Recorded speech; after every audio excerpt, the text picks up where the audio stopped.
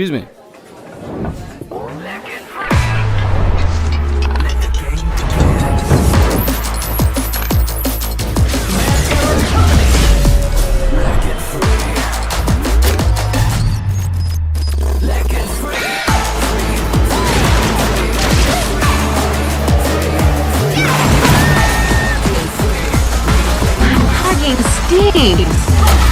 Victory!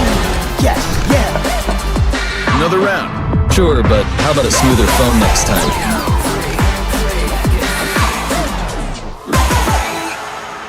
Realme 14. Performance beyond limits.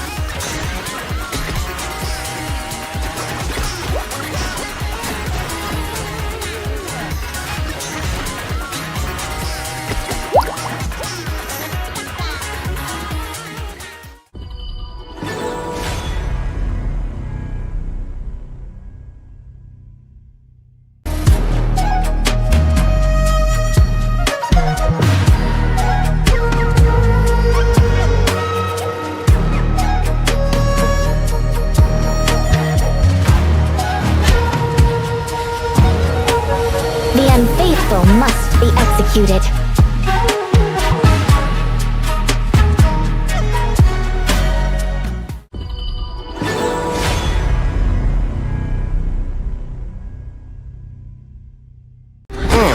Sometimes working in a different way can be the best vacation. Seagull Circle, predicting victory. Clean up the trash! Break the boundary between sky and sea. You're not welcome at my beach. Get them! Beach sweepers! Follow your orders! Let's go! You're not welcome at my beach. Go! The sea here is dangerous! Clean up the trash!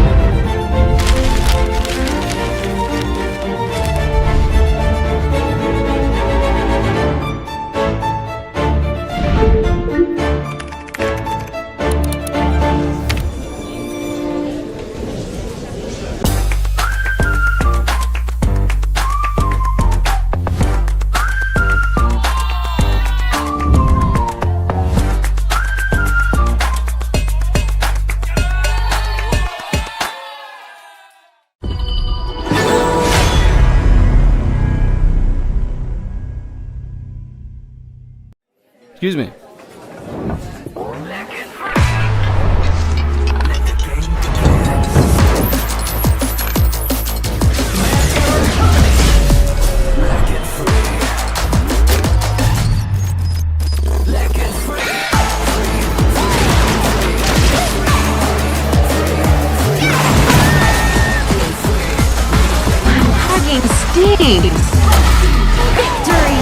Yes, yeah. Another round. Sure, but how about a smoother phone next time?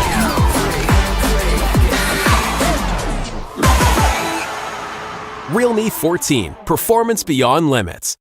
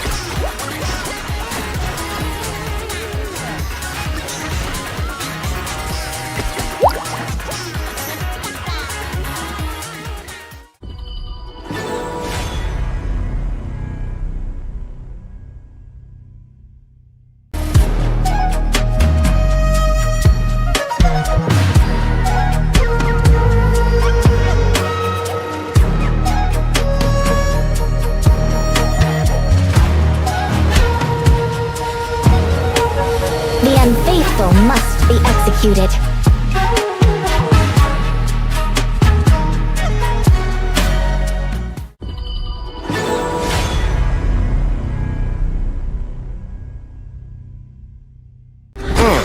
Sometimes working in a different way can be the best vacation. Seagull Circle, predicting victory. Clean up the trash! Break the boundary between sky and sea. You're not welcome at my beach. Get them! Beach sweepers! Follow your orders! Let's go! You're not welcome at my beach. Go!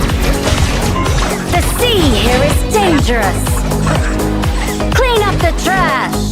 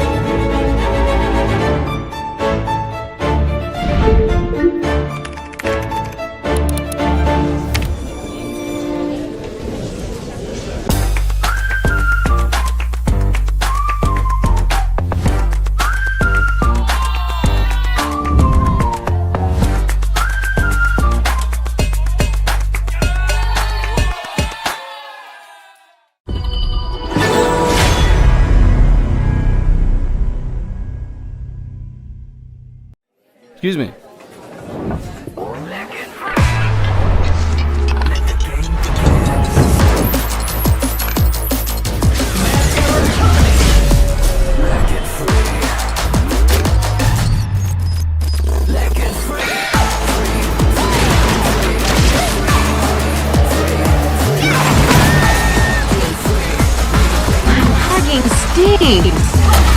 Victory!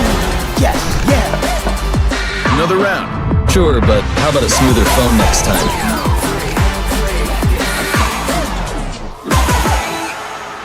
Realme 14. Performance beyond limits.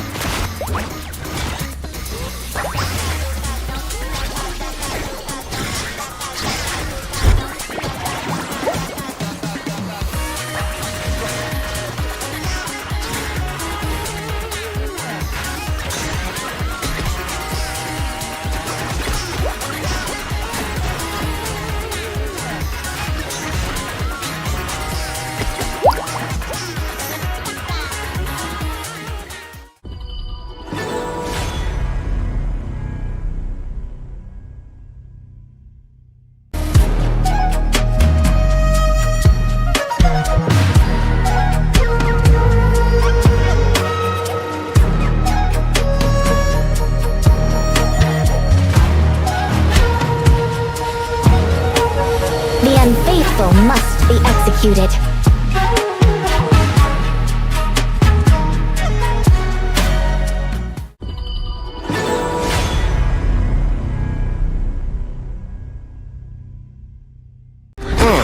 Sometimes working in a different way can be the best vacation.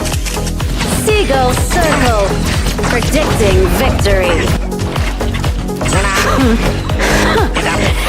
Clean up the trash! Break the boundary between sky and sea. You're not welcome at my beach. Get them! Beach sweepers! Follow your orders! Let's go! You're not welcome at my beach. Go! The sea here is dangerous! Clean up the trash!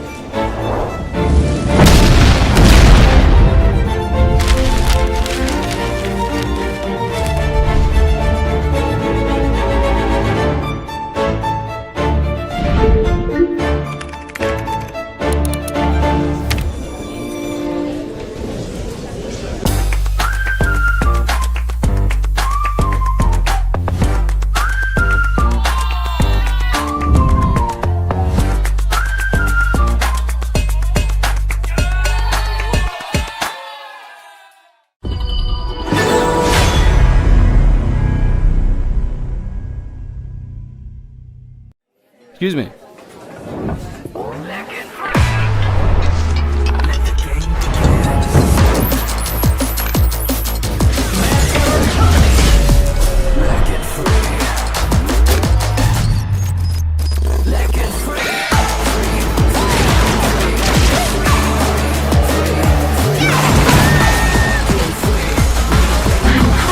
Steve!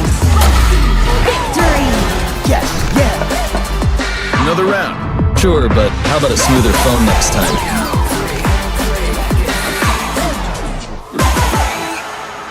Realme 14. Performance beyond limits.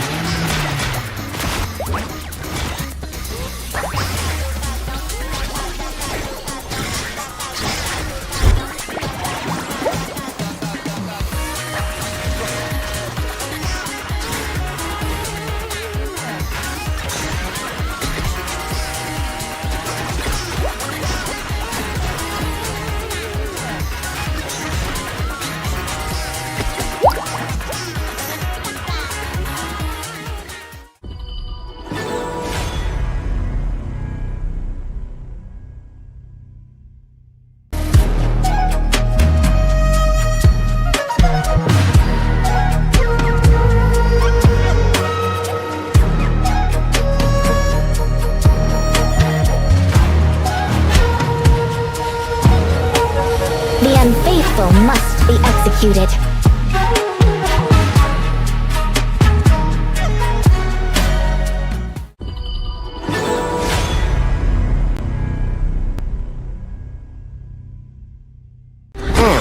Sometimes working in a different way can be the best vacation.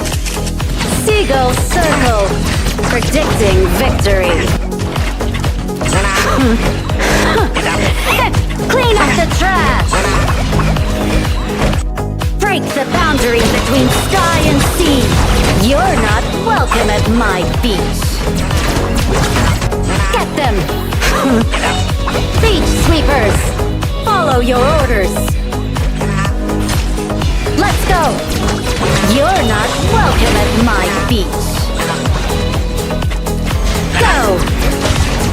The sea here is dangerous! Clean up the trash!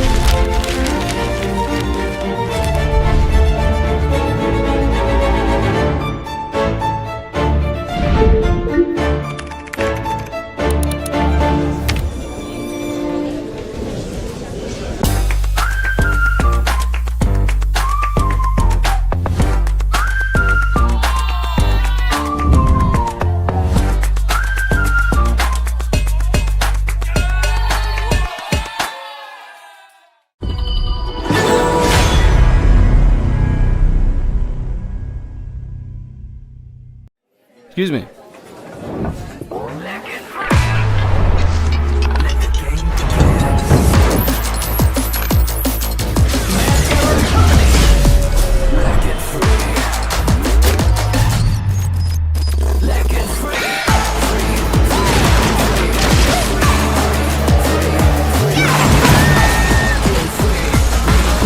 Hugging stings. Victory! Yes, yeah. Another round. Sure, but how about a smoother phone next time?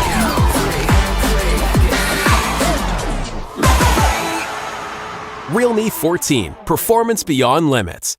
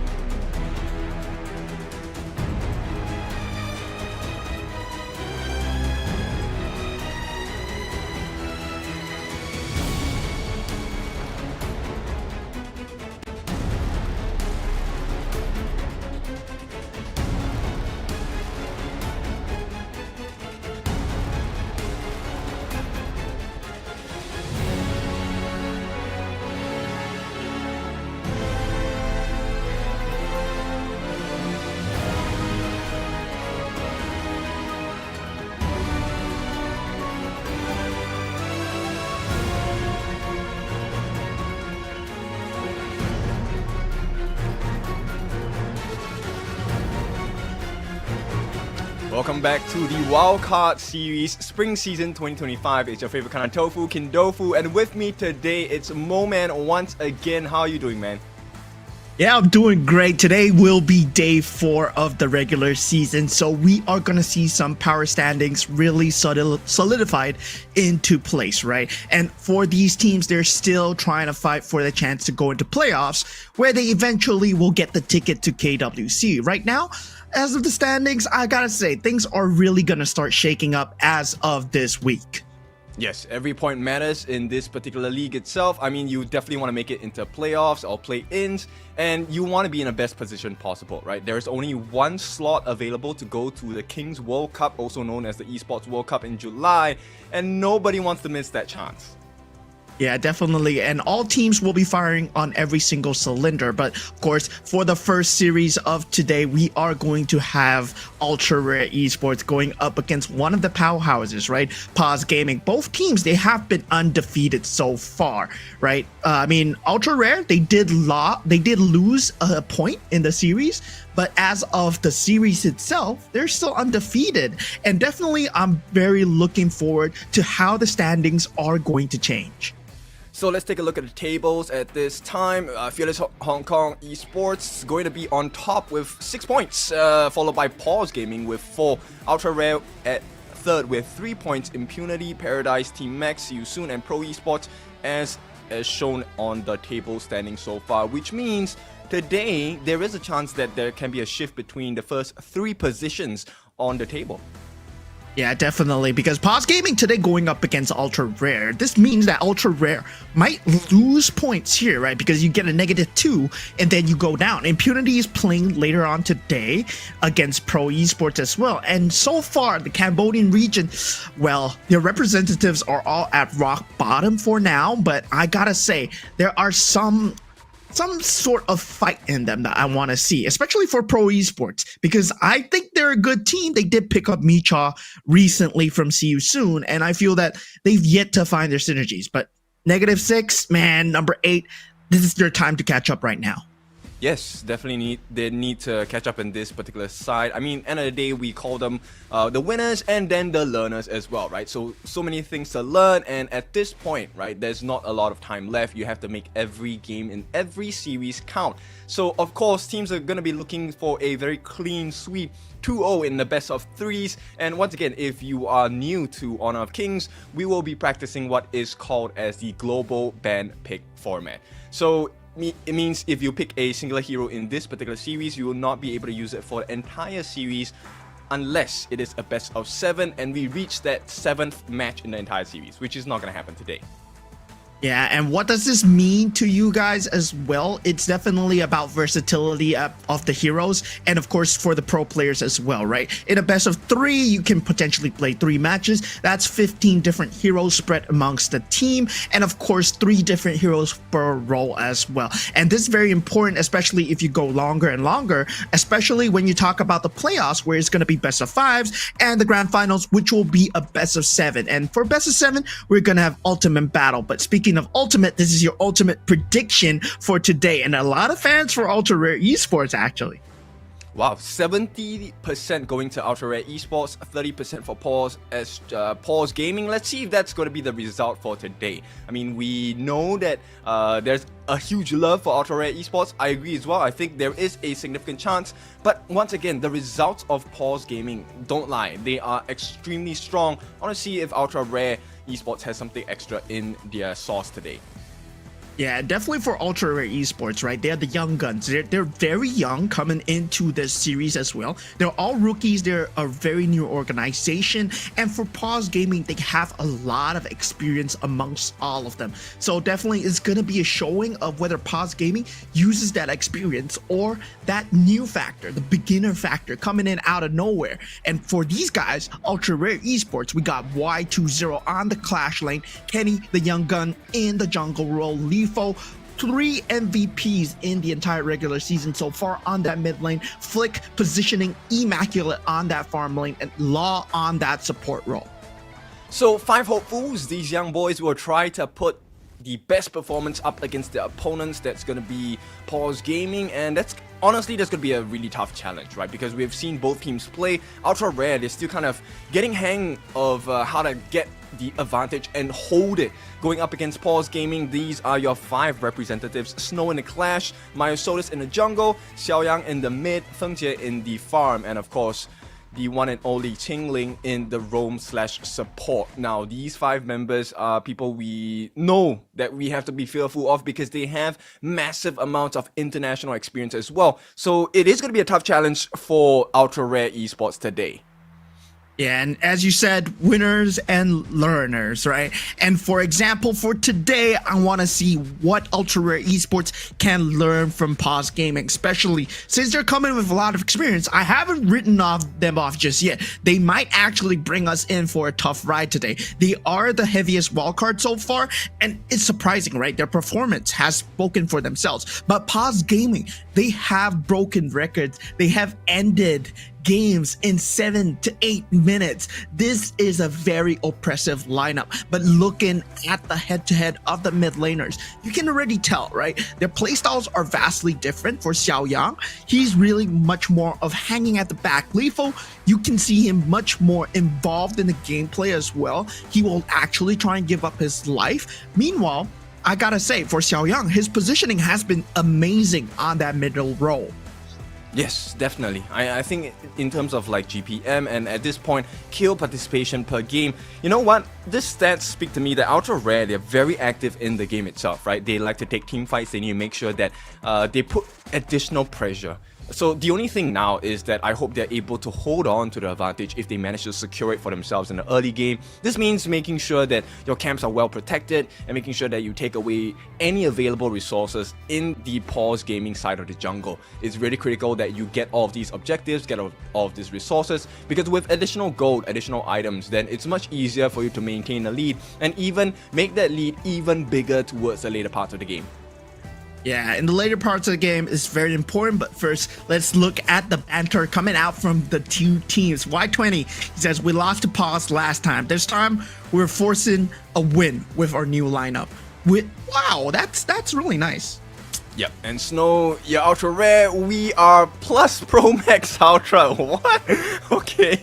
I like the words coming out, right? But I think, you know, Y2O today for Ultra Rare Esports really focused, right? Not a lot of banter in that sense. It's really like we're here to fulfill our promise and we want to make sure that we win. And I think the fans are all behind them, right? I think today could be a really interesting scoreline if Ultra Rare Esports comes up with a, I don't know, unorthodox strategy, maybe some new style play, or even just different picks in the drafting phase. Yeah, if not, they need to have a lot of good mastery of their picks, because you know what Paws Gaming are going to do? They're going to use the standard staple metas and then they're going to destroy you with them, because we've seen them play very aggressive, we've seen them play very defensive as well, and they're extremely good at both ends. They can potentially end you with a potential mistake, right? As long as you make a mistake at this highest level gameplay, they will always punish you the moment they see a bit of weakness. But for you guys, right? For you guys, what's there to look out for? There will be codes in the game itself showing at the bottom of the screen. So do have your Honor of Kings application open up. But now we head into the banning and drafting phase. So Ultra Rare Esports, they will be on the blue side, which means they get prior pick, so first pick. This first pick is really important. You want to secure a strong hero that you can build your composition off of. Paws Gaming will be slightly different. They're on the red side, second pick, which also means they get to see what picks come out first. So we call it the counter pick side. Now, Luna and Mai, both banned, huge mobility, and a lot of chaos and burst damage available. Yeah, a lot of burst damage and Ultra Rare Esports, right? They're really scared of Paws Gaming going for that aggressive Luna that Myosotis is known for as well. But of course, this opens up that pay in the pool, right? Paws Gaming, you can ban out the pay, but Ultra Rare Esports, if they have the first pick, I don't think they're gonna give it to Myosotis. This guy's a monster on that hero. I think I agree with you. I would like for Ultra Rare Esports maybe pick up the pay, start with an early pace game, and maybe just hold on to the lead after you get it. Nope, they will secure the early first. I like that pick, but this also opens up the doors for the Lung pick. You can keep it as a 50-50 matchup on the side of Paws Gaming, but maybe they want to try something else. Yeah, Paws Gaming, they might want to keep it short and sweet. Go for the Pay and Byron here. Byron already picked up for them. Paws Gaming, yeah, definitely going for that aggressive combo. Ultra Rare Esports, right? They have a lot of capabilities with the early, but there's a lot of defense scenarios that you need to have for the early. Because for her to be online, you need to not get destroyed in the early stages of the game. And the Pay and Byron, they just love those team fights. They are aggressive, invasive in your jungle. You can't pick up the idea for yourself, have a bit of defensive capabilities, but having an offense is more important. And with the Agudo, you can actually clap back against the Pay. I like the Agudo pick. It's also one of the fastest junglers in the game, right? Able to keep pace with the Pay. My concern is if they trade camps, I think it's much more viable for the side of Paws Gaming, so it needs to be really carefully taken care of in their side of the jungle. For Ultra Rare Esports, they pick up the Mayin. This is a very nice lineup. They can actually dive the back lines and provide space for Flick, if I'm not wrong, as the farm laner, right? You want to open space so that he has a lot of freedom to pick and choose his targets. Yeah, Flick is one of the most defensive, and his spacing is very good in terms of trying to keep himself alive. But for Paws Gaming, they are very aggressive, right? With that Yixing pick, with the world is my board, there's a lot of deny away with the zones, especially even if you don't catch someone, right? You can segment the team fight in such a way that it favors yourself, putting the early out of position, putting the Agudo out of position. So the furball placement becomes extremely important for Ultra Rare Esports. And Mayin looking for a flank. Yes, it's very deadly and potent when it comes to Pay. So now you gotta take out the vision coming in from Ultra Rare Esports. Okay, so Paws Gaming, they ban out the Lady Churn and the Princess Frost. I like these bans, right? Lady Churn, end of the day, is able to deal with the close range attacks. That's one of her strengths. So it actually damages that lineup of Pei and Byron throughout the entire game because they love to get close. They have to get close to get the damage in. Princess Frost more of control, making sure that they don't have the threat of that counter attack coming out from the side of Ultra Rare Esports. But Ultra Rare Esports, instead of picking up the Zhang they actually ban it out and they pick up the Shoyu as well. Yeah, and Shoyu in the hands of Feng Jie is very dangerous as well. So they don't want to go through that again, especially the Yixing and the Shoyu combo, right? Locking them in the board, and then you just get free pot shots. Now, picking up the Sea of Fate, the Da Chao for themselves, this gives them a lot of abilities to aggress and re-aggress with the Eye of the Whirlpool because you can potentially just send your teammates across the map. So Paws Gaming, they open themselves up to a very big macro route. But their apparent lack of frontliners is showing right now, right? They don't have a standard solid tank. Byron is more of a sustained tank. And now with that Zia pick, I mean, there's a lot of poke potential coming out for Ultra Rare Esports. That Dolia pick is really nice as well. It provides a nice level of sustainability. You can't keep the team fight going for very long. I like this try, right? The Dolia's refresh is, I think, end of the day, it could be used for two options, right? One is for the Tsuya, the other is actually for the Mayin. So to be able to get double catches, double launches, or maybe even that double burst damage from the Universal Law. So that's what I'm curious. I like the idea around it. I'm not sure whether it's going to be very easy or straightforward to execute because the lineup on Paws Gaming is quite chaotic, especially if they're able to get that early game. Now, this Fu Zhi Da Jiao combination is also very scary because they are inviting Ultra Rare Esports to fight all the time. And you know what? Invite is a very nice word. They're gonna force them to fight. The moment the Sage's Might, which is Qingling's ultimate lands, then it's actually quite scary. I think it's actually Feng Jie. But yeah, once the Sage's Might lands, then Ultra Rare Esports are forced to react. They have to answer, or they'll be giving away free kills. Yeah, there's gonna be a lot of fighting, especially in the early stages of the game. But ladies and gentlemen, we are heading into game number 1 of day 4. WKS Spring Series. We have Ultra Rare Esports going up against Paws Gaming. Important series for both teams because the standings on the table will be affected by the result of this game. And right away, they're putting a lot of pressure on the Clash lane for the side of Paws Gaming because they want to give the lead to the side of Snow. If Snow has a good lead, he's able to clear the lanes faster, able to rotate faster, and also set up potential kills. Yeah, already we have that early poke coming out from Flick. He can do a lot of damage from a very well distance, right? And the ability to reposition, that's one of the key reasons why Arlie is so good. But now with the launch pad mechanics, Feng Jie, he's gonna take that trade every single day of the week. But we have a technical pause coming out from both teams, trying to work out some issues. Of course, fair gaming for everybody. Okay, so let's telegraph a couple of things that might happen, right? Let's start with the position where if Ultra Rare Esports get the lead, right? I think end of the day, if you have the lead, then you really want to funnel a lot of it into both the Arlie as well as the Agudo. Those are your big win conditions. That Furball, that Gorge mobilization, which is the ultimate of Agudo, she actually throws Furball down onto the battlefield. I think that's a very important skill, but they have to be really careful about when they use it, because if they don't do it well, actually when Furball comes down, Agudo is quite prone to getting killed off very easily.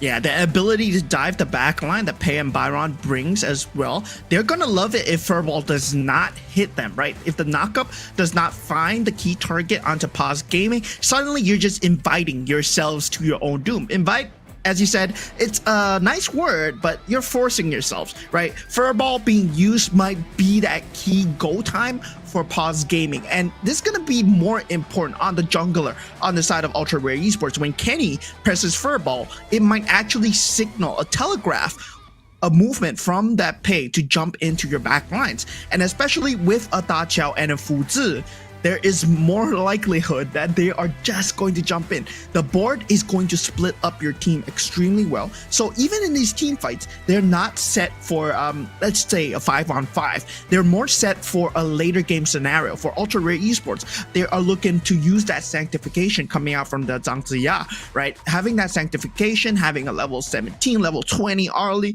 that's going to be that late game scenario that they're looking for.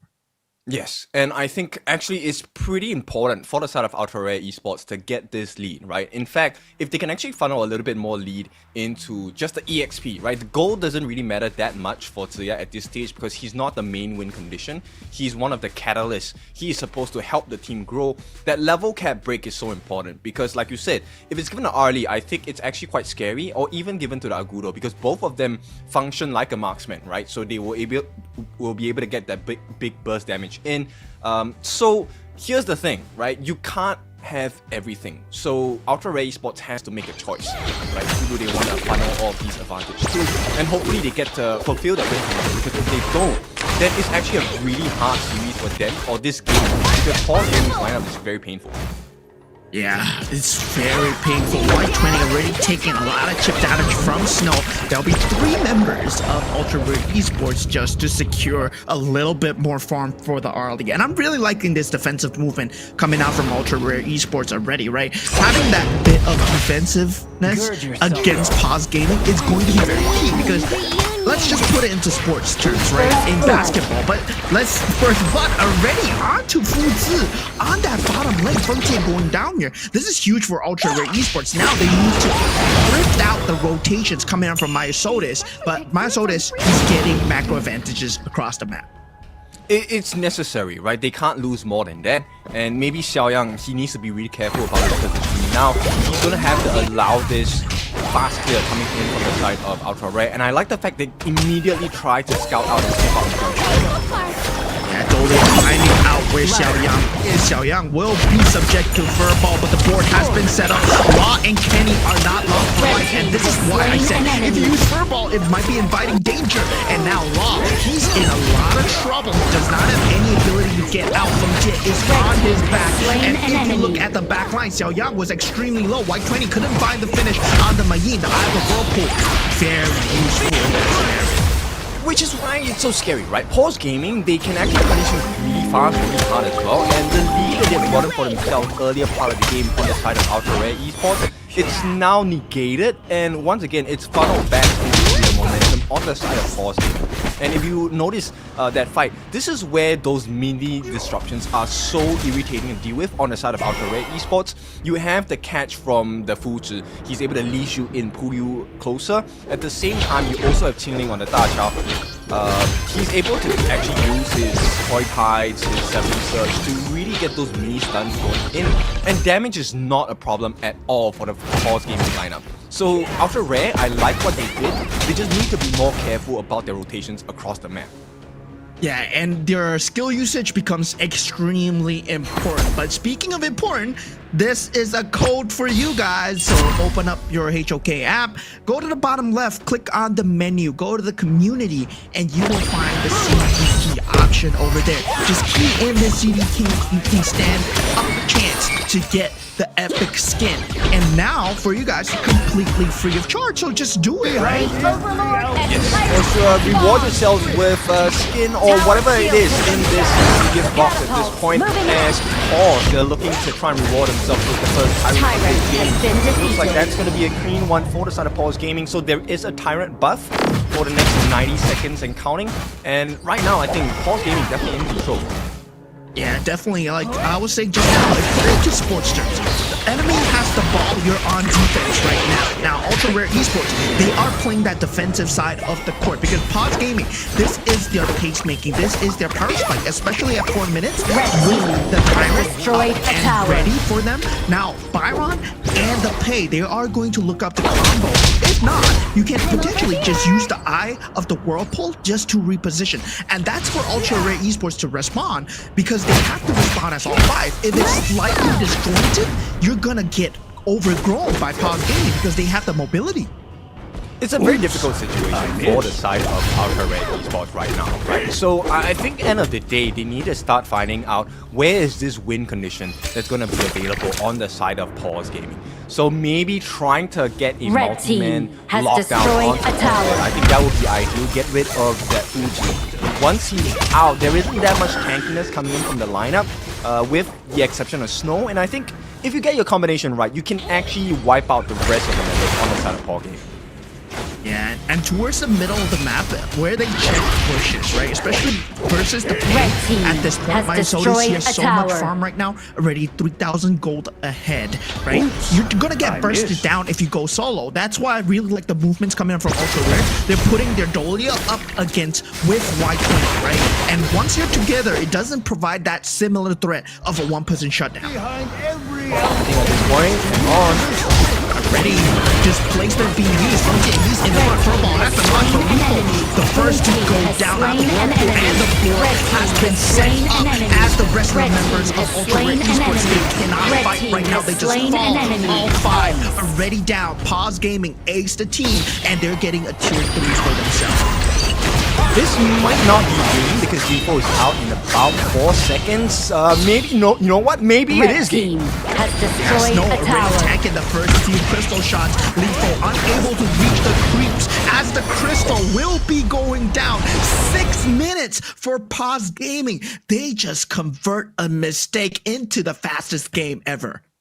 This is a very strong lineup coming out from the side of Paws Gaming, right? End of the day, we talked about this. This Futsu is definitely going to be a big win condition. And there is so much disruption coming in from the side of Paws Gaming that if you give them the lead, it's very hard to wrestle that control back.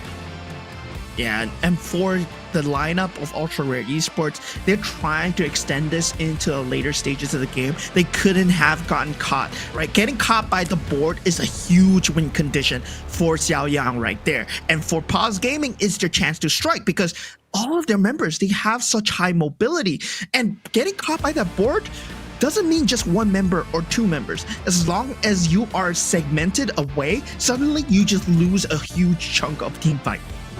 Which actually puts a lot of, it relieves a lot of pressure coming out from Feng Jie, right? So as Feng Jie, he doesn't need to care if he gets taken out during the fight. His role here is meant to be able to just lock one person down, and that will attract the attention of Ultra Rare Esports to come in. And look, he only needed to build one defensive item, which is the Glacial Buckler, and he went straight for the Spark Force Dagger, right? So he just wants to survive long enough so that the entire team of Ultra Rare Esports will respond to his aggression. And that's why life is so much easier for Xiaoyang on this side of the Yixing. Went for the Frozen Breath first, didn't even complete the Mask of Agony whatsoever. He just needs to slow them down so that everyone else on the side of Paws Gaming is able to put their hands onto the members of URE. That's pretty much the game plan here. Yeah, there's a lot of early game planning coming out from Paws Gaming, and they saw the opportunity strike. If you look at from Ultra Rare Esports perspective, they did have the itemizations to hold on, right? Doomsday was already out for Flick. He was dealing insane amount of damage, but it's not enough when you compare it to that mobility coming out from Ting Lin, the Da Chao, the Sea of Fate, and the Eye of the Whirlpool, the consistent repositioning. That's not enough to fight 5-on-5. You gotta find the pickoffs. If not, you're not gonna be able to take an advantage. And for Ultra Rare Esports, they couldn't put their plan into fruition because for Mayin, you need to burst people down. And without that burst available at this stage of the game, it's not gonna be available, mind you, 6 minutes. You're not gonna be able to finish that game. He needs to be survivable, right? I think that's one of the main win conditions. At the same time, in order for this draft to work on the side of Ultra Rare Esports, they also needed to maintain the lead because you need to be able to push back the members on the side of Paws Gaming to slow down their growth and just put a cap on their growth, right? Limit their growth, limit their movements across the map. And with a draft as one that has done on the side of Ultra Rare Esports, it's really tough when Y2O, which is your main threat against the lineup of Paws Gaming, gets destroyed in lane because of Myosodis' constant rotations into the clash lane, then you kind of lose that control and you're unable to maintain that equal balance of farm, right? And this is where you start to see that gold swing, and it's not the biggest as of now, but because of the timing, 5,500 worth of gold differential, it's very significant at this game. Yeah, it's not even the second Tyrant has spawned. That's definitely a record in a Wildcard King series right here. Because 6 minutes? Yesterday, the last week it was 7 minutes. Paws Gaming, they left me speechless once again.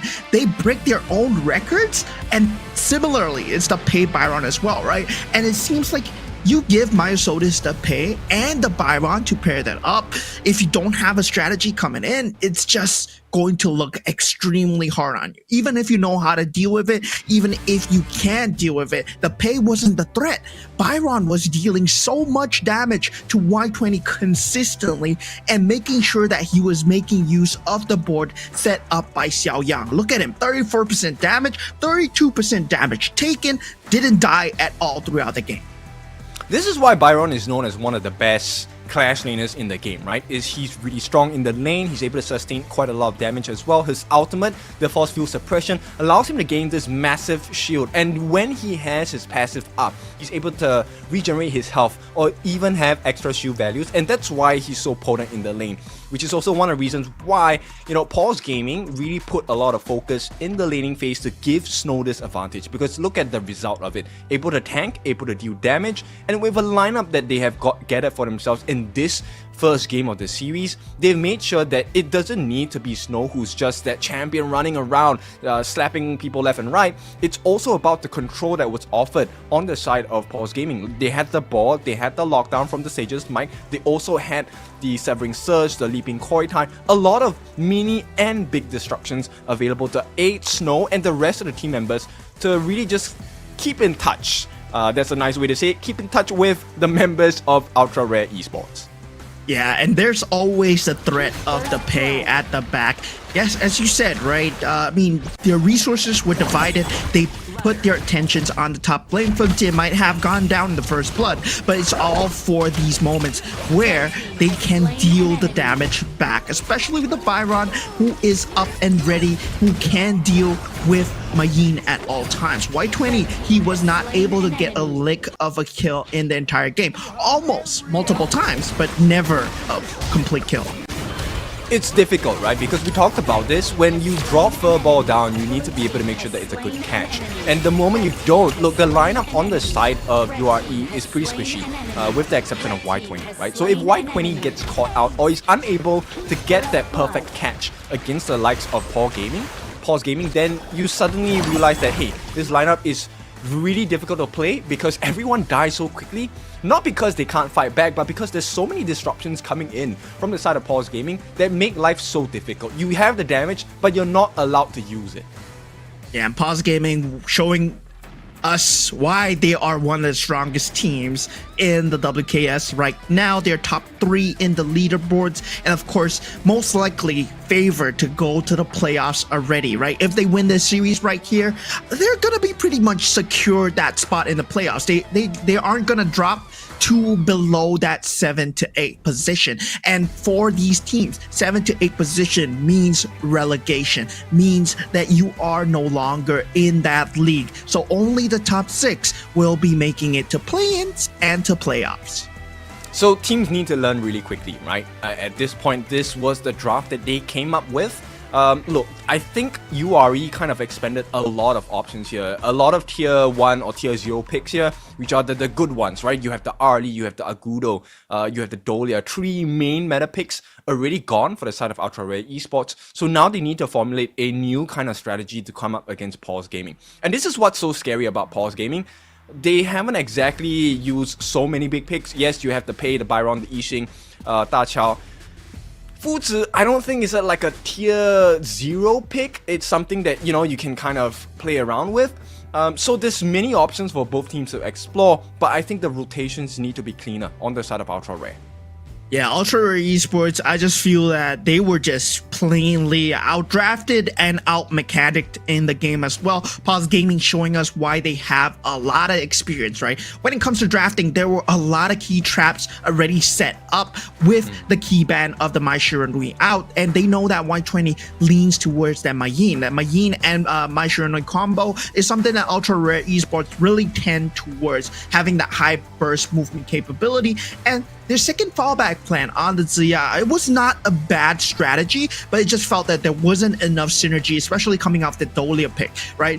Picking up that Dolia right now in game 1, what does that mean? That just denies you away a lot of the Celestial Melody combinations, right? Dolia Lane, Dolia Lung, something like that could have come out later. But now that they picked up the Dolia, now it's completely gone.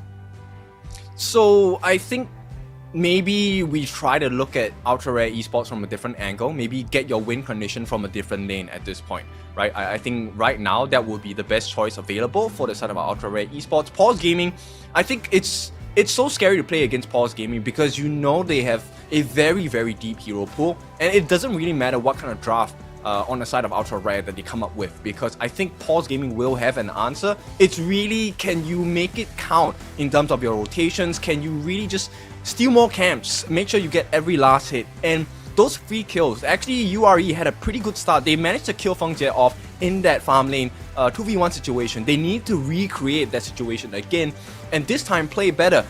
Go for more objectives, take a T1, take a jungle camp away. Make sure that life is difficult for the side of Paws Gaming.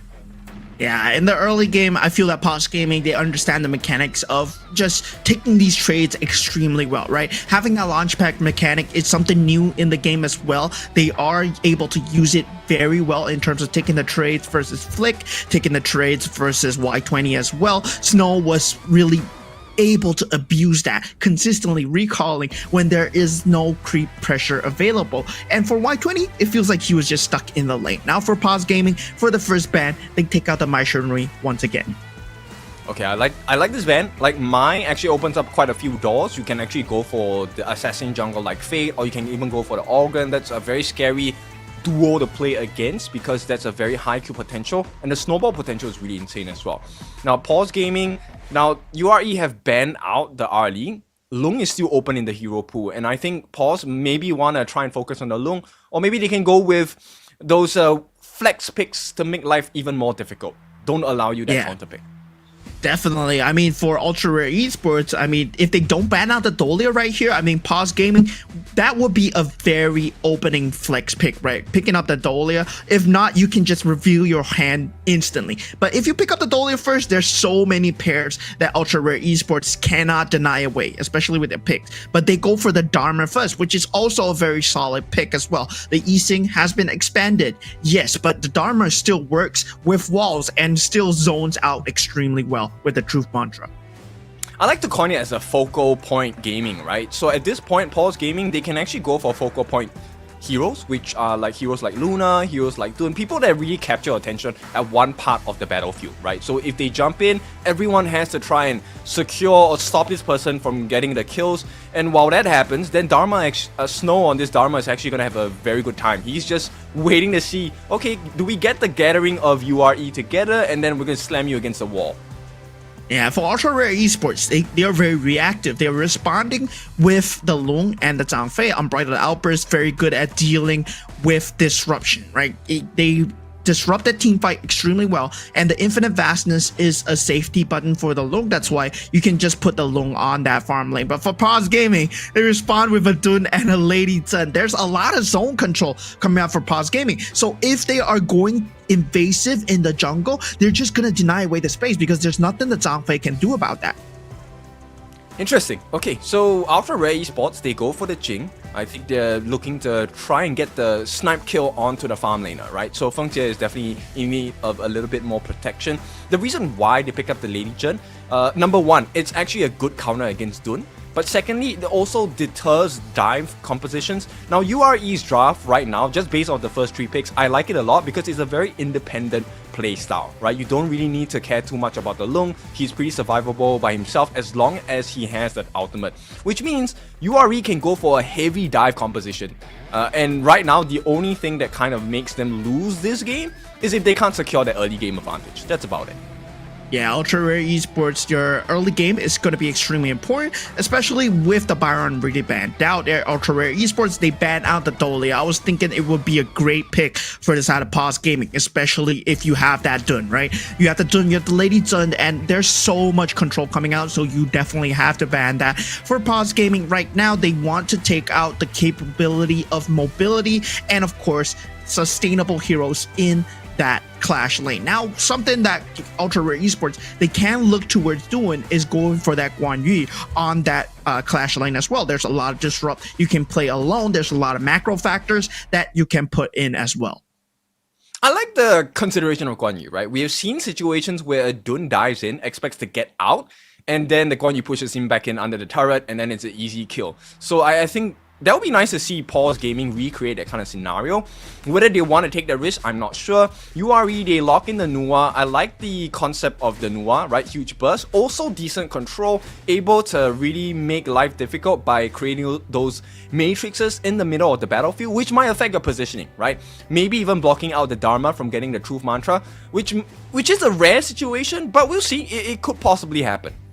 Yeah, Paws Gaming, they have a lot of team fight right now, but I have not seen the mobility coming out for their synergy, right? They don't have that much synergy, but interesting pick. Picking that Luara is a very good team fight hero. So they are really doubling down on that team fight and the Diadea as well.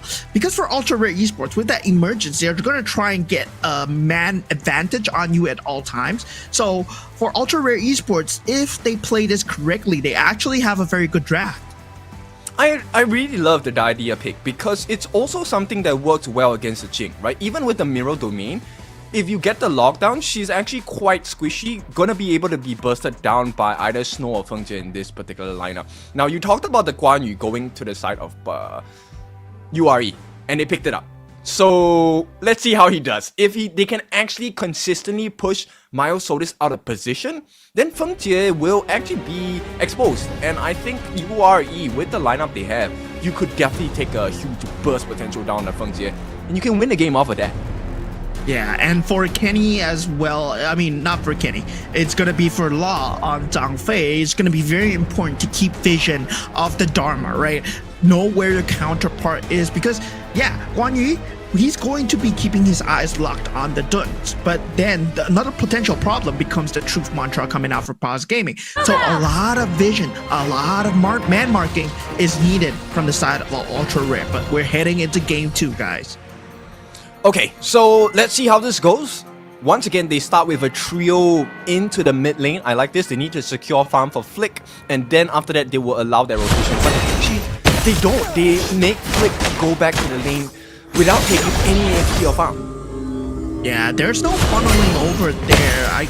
I mean, they expect Flick to be kind of a solo, I guess, but definitely with that funneling, he could have done a lot better. But Dharma has the highest pick rate in the WKS Spring season right now. But of course, he's an extremely solid hero. The ability to turn team fights based off of his kit alone makes him an extremely strong pick ban. Yes, a lot of teams have found success with the Dharma and also with Legion. So I think this is a fair step, right? There's no way it will be any different because the performance by all of the different Clash laners across the world is not just in the spring season for all the different leagues. Across the world, Dharma has been big, but Snow forced to use that flash early. Yeah, really forced to use that flash early because Kenny, at that point, he did have that mirror domain. White 20 right now, he's doing a great job of taking these trades versus Snow. Right now, using those launchpad mechanics extremely well. And for you guys, there's a gift code on the screen. So you feed in the community under CET, and it's in your HOK app. But now we do go back to the game, and we do see flaming palms coming out from Flick, and it's not finding its mark on the Frontier at the moment. I'm just really concerned because I feel like Flick missed an opportunity there to get the EXP advantage and also the gold advantage against Frontier. I think he should have definitely taken that first wave in the mid, and that would have allowed him to really just be able to outpoke Frontier, because if you look at the trading or damage, Flick does better in trading. Yeah, and suddenly I'm thinking to this Luara pick, right, on Frontier, and he does extremely well against Kenny and Flick, especially in solo situations, because you do have that high mechanic with your ultimate, so it's going to be a problem, especially if you take these one-on-ones. And now with the mirror domain, he pops on to Frontier. The rest of the team members, they have to disengage. Xiao Yang is here. He picks up the first blood onto Law as the Zhao Fei goes down. For all of you that know, this is going to be the snowball coming in from the side of Paws Gaming here. Law giving away the first blood is not the biggest deal, but here's what's so dangerous, which is Milestone's instantly accesses that comes from Golem, and Y20, it's a risk for him to try and defend this. Maybe he can stay.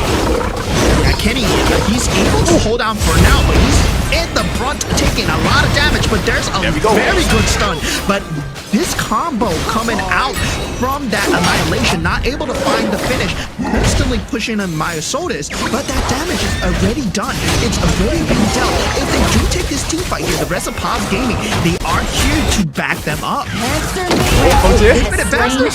Oh, it's a trade. 1-for-1 on the bottom lane. I don't know who that favors, but definitely for Ultra Rare Esports, it's something of a breathing space on that farm lane. I think just based on that so far, I think Frontier is but anyway, yeah, Matrix is being used lethal, in a bit of trouble. Mirror Domain used defensively here, not able to find a finish on Myosotis. He's a done at 4 minutes into the game. It's going to be fairly hard to burst him down. Guys, go look for an on-target, but at this point, Tyrant is going to be up. Flick is doing considerable damage already to Frontier, and Myosotis, he continues to rampage in the enemy jungle.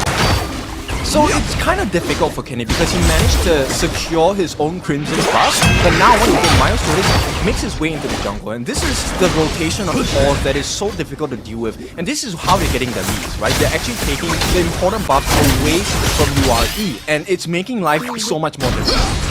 Yeah, and it's a slow bleed, 2,000 gold lead wing slash already onto Law as he picks up another. Xiao Yang, he will get the third kill. The third for his team will kill the game. Yes, and it's so painful for the side of URE. They have to try again. Look, they're pushing him out. And Lone just goes down. Flick is not available, and Lethal Annihilation not able to land his mark. Xiao Yang, he's in a bit of trouble. He does go down. Y20 with the key trade coming through. That's a bit of breathing space gained, but still, the net worth leans towards Paws Gaming as Snow continues to crash the creeps towards that top turret. Yes, it's a consolation prize, right? Getting a kill on Xiao Yang for now is something that's great. No, Milestones, he gets the kill. If he gets caught out here, then yeah, that would be a great reward. Yeah, but he has that unruly blade to get away using those iframes very well. And with the mirror domain being expanded for this time period, it might be Paws Gaming. They want to fight this. The idea consistently knocking up Law, but Law able to scoot on away Ultra Rare, they find a trade in the midst of the chaos, but Snow problem, right? Snow is still on the top lane. He's still dealing a lot of macro damage. Yes, and they don't care. They really don't care on the side of Paws Gaming, right? You don't need to get the Tyrant, and Snow is willing to give up his life because he's the state of the map. The goal just completely in favor of Paws Gaming. Blue team has Yeah, slain an Law just enemy. getting run down by the member of Paws Gaming. Ultra Rare Esports right now, it's not a good look for them. They still have a chance to hold this. They still have that mid lane turret, and they have the ability to dive the back lines. So Ultra Rare, they do have to play the next few team fights extremely on eggshells. But now, already, there's a bit of a knockup on the mid lane scenario. Lethal, you have to immobilize and the jump in. Slain an enemy. Red team has slain an enemy. On to Lethal. Tingling going down is not huge, but the Niwa is gone. It's a ballsy play from Ballsy Man here. Qingling, I mean, he can afford to take those risks. And Law consistently being called out. He's trying to secure that help. But it doesn't matter at this point because the damage function coming in from the side of the URT lineup is not working. People is dying. Yeah, and there's a huge mobility gone with that mid lane fight. Kenny does not have her domain locked. He's stuck in no man's land with slash finds. It's Mark, and Law will go down once again. 8-4 scoreline, 4,000 gold advantage for Paws Gaming. Ultra Rare, they still have a chance in this if they can find Snow. Snow, he is pushed back by the Rays of Cavalry. Y20, he's doing what he can, but Infinite Vast is being popped away by Flick right now. Paws Gaming, they have a complete advantage of the map. Y20 extremely low, has to run away on his horse. Snow Has destroyed with a the cutoff tower. Blue finds team his killing head. spree. You know what? It feels like to me that Paws Gaming usually takes the match. Oh, they're taking big fights again. Blue team Yeah, and the killing match spree. is showing, right? Paws Gaming, they don't care about the man team advantages. triple They kill. don't care about what's Blue going team on. The has triple kill destroyed a coming out from tower. Sodas. They are knocking on your front door. Paws Gaming, they have a date Blue later team and they has want to destroyed reach a there tower. early. Yes, for sure. I think timing is of the essence for the side of Paws Gaming, right? Because they're rushing this game really hard. It's destroyed also a because they tower. don't want to allow that comeback factor. And they're gonna try. Y20, he's gonna try and get his life Blue through the team members back. rampage. But it's too little too late at this point because you are just too far behind. It's close to 10,000 goals for Paws Gaming. 10,000 at 8 minutes once again. There's not even gonna be that shadow variant spotting, and they're already just waiting on your front door. Knock, knock. Who's there? Is Paws Gaming, and they're looking to end the game right now. Crystal already up. They are lining up 2-lane pressure. And crashing in right now. Ultra Rare Esports is the bastion of defense. They still have that Niwa available. There's a lot of lane clear coming out. Flaming Palms, very good damage, and now Ultra Rare Esports. This is a chance to turn. But Ready with the Truth Mantra, not able to finish members up. 120 eventually goes down. Infinite Fastness. He is stuck in no man's land though. Eventually takes out Kid. And now Flick, he's on the run. Has that right to win. So now he's able to finish him up. And with the Unholy Blade, able to find Law in the back line. They want to end this now. Snow able to deal more damage. My soul is extremely low, but does have the creeps to back him up. Now, with the emergence, they have to use all the capabilities. Instantly gets shut down. And now Paws Gaming end the game 2-0. Simple game, straightforward. This was an outdraft. This was also a change of pace, right? So Paws Gaming, they understood where those advantages were going to come from. They managed to snag it in, and they held on, pushed back the lineup of Ultra Rare Esports. Paws Gaming cut down the size of one game into 2 with this series here. And they're showing really why they should be feared, why they should be at the top here. And they are proving people like Impunity. Yeah, who are they? We are a qualifier team, and we're doing such great work here in the regular season. Now shutting down one of their little brothers, Ultra Rare Esports, will find themselves in a bit of a predicament in the league standings. Yes, things will be shaken up, and right now, Paws, they have secured a very nice standing in the table with this 2-game clean sweep of the series, which puts them, I think at this point, top of the table, right? On top of Fearless, and I think this is where you definitely want to be if you are Paws Gaming. Yeah, they're similar right now. They're both 3-0 with 2-0. So both teams coming in from Chinese region, they're doing extremely well, right? 6 points each. And for Impunity right now, they will have that. I mean, for Ultra Rare Esports, they will have 1 point. So they're still number 3, but with Impunity's games on the horizon, that might mean their league standings, they will go to number 4 if Impunity wins. So Paws Gaming, right now, they've shaken up the leaderboards a little bit. Yes, and take a look at the itemization, right? There's a reason why Myosotis doesn't even go for those magic defense at this point, simply because Lifo is 0-3-3. He's behind in EXP, behind in farm.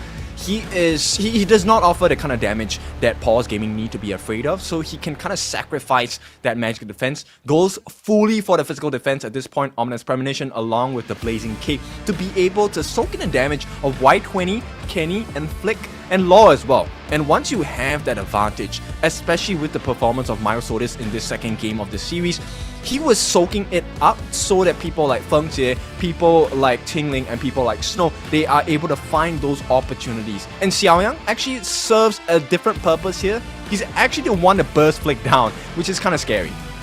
Yeah, there was a lot of oppressive presence coming in from Paws Gaming, right? Snow, yes, he was not online as fast as he was in the Byron, but the work he did in the top lane, he consistently was shoving it down so that Y20 does not have space to farm. He might be the MVP from the side of Ultra Rare Esports, but he could not get more farm because Snow was there. And Myosotis, with the fact that he was pressuring that Crimson Golem, that Azure Golem in like 2 minutes, 4 minutes, every time it was spawning, Ultra Rare Esports, they couldn't find any form of farm for Lifo at all. Actually, that's something that I want to commend Snow for, because there were a couple of moments where they were trying, right? Kenny was trying to enter his own jungle to get those camps, and Snow committed his formlessness, committed his truth mantras just to push away the enemy jungler, right? They didn't even need to get the kills, but once you lose that buff, you lose that cooldown reduction, you lose that true damage potential. Yeah, definitely. Then it becomes so much more harder. Both sides. I mean, they are really good at identifying this, and for Myosotis, he is going to be the MVP. But he has taken it once again. 19% damage, 28% damage taken, 22% gold. I mean, a hallmark of a good team is when you can't even tell who the MVP is. If I said Snow was the MVP, I'm thinking you guys would believe me too, right? Yeah, I think we definitely would agree. Right now, Myosotis, though, let's talk about this guy. This guy was, like you said, oppressive. Constantly entering the jungle on the side of Ultra Rare Esports. It was very difficult to deal with him, especially after getting so many kills. 6-0-4, this guy did not take a single fall. Yeah, he did an extremely good job. And once again, Paws Gaming, they show why they are a force to be reckoned with. The eventual showdown of the top 2, right? Right now, it's going to be Fearless Esports Hong Kong and Paws Gaming. Now, that's something that I'm going to be looking forward to. But of course, if you're taking a look at the replay, taking a look at the highlights, look at the positioning of Paws Gaming members. They're just living in the enemy's territory. Yes, and also at the same time, they're creating a lot of distractions for the side of Ultra Rare Esports, right? Which allowed Snow to actually get the T2 pretty early in the game. And once that Bleeding Moon was not taken care of, then the map was pretty much open for Paws Gaming. And look, the moment Tingling as a roam is able to get a kill onto Lifo as the mid laner, then you know things are really difficult for the side of Ultra Rare Esports. Yeah, Y20, he was doing what he could on that Guardian, consistently trying to find a flank.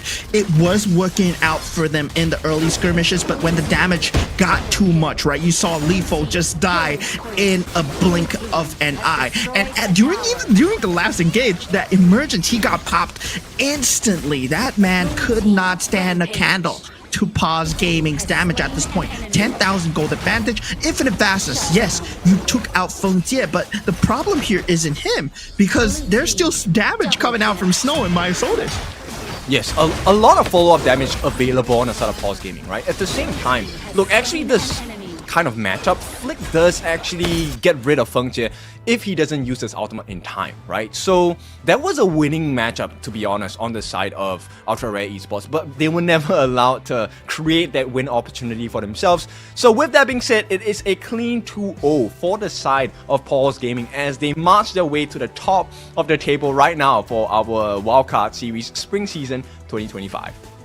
So definitely for Paws Gaming, they broke some records here today. 6 minutes, I think 6 minutes and 47 seconds was that game. And that was an extremely fast game coming out. But for the next team, we're going to have Fearless Esports Hong Kong going up against Paradise Esports from Laos, right? Yeah, they are from Laos. And one team, of course, Fearless Esports, they are at the top of that leaderboard as well, and they are going to hold that top. So Paradise Esports, they're trying to shake things up here. I don't think Paradise Esports is a bad team by any means, but of course, Fearless Esports, they might try to break the record that Paws Gaming does. These teams, they tend to do this, right? It's a back and forth between them. You set 9 minutes yesterday? Never mind. I'm going to set 7 minutes today. And today we see 6 minutes. I think every team in the league right now hopes that Paradise beats Fearless so that they can shake up the table, because that would be, number one, an exciting result of the next series you're going to see in this particular part of the league. But it's also something that gives confidence to the side of the other teams that, hey, Fearless is not totally unbeatable. But with that being said, we will put this to the test later. Let's go for a short break. When we're back, Paradise Esports against Fearless Esports. We'll see you soon.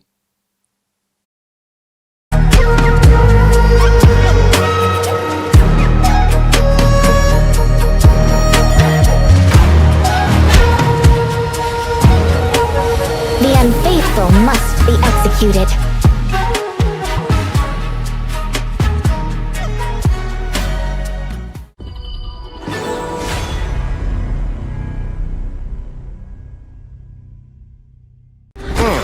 Sometimes working in a different way can be the best vacation. Seagull Circle, predicting victory.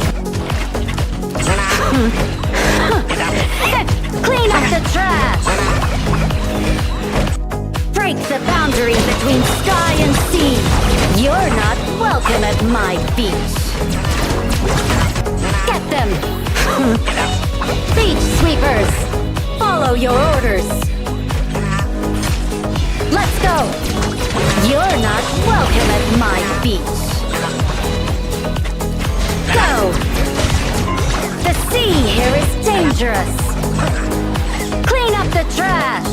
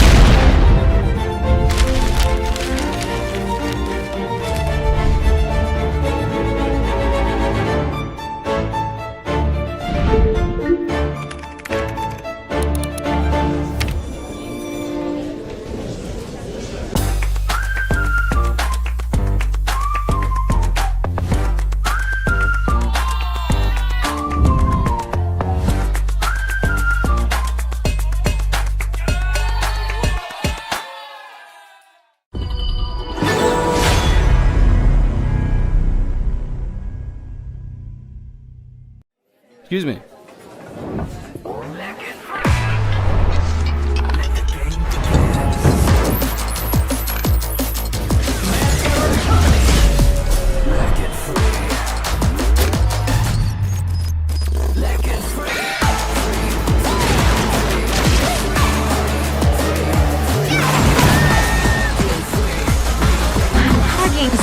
team.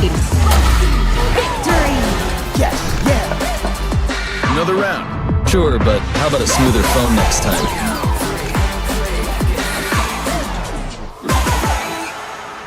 Realme 14. Performance beyond limits.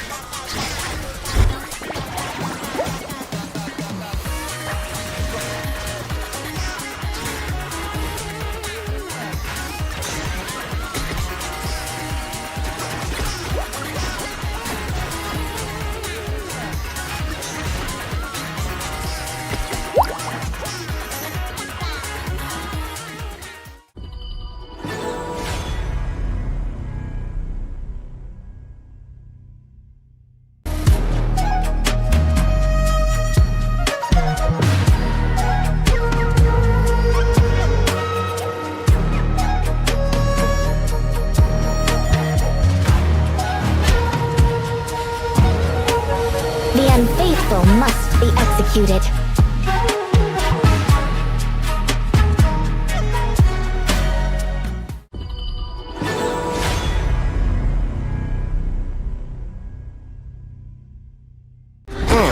Sometimes working in a different way can be the best vacation. Seagull Circle, predicting victory. Clean up the trash! Break the boundaries between sky and sea. You're not welcome at my beach. Get them! Beach sweepers! Follow your orders! Let's go! You're not welcome at my beach. Go! The sea here is dangerous! Clean up the trash!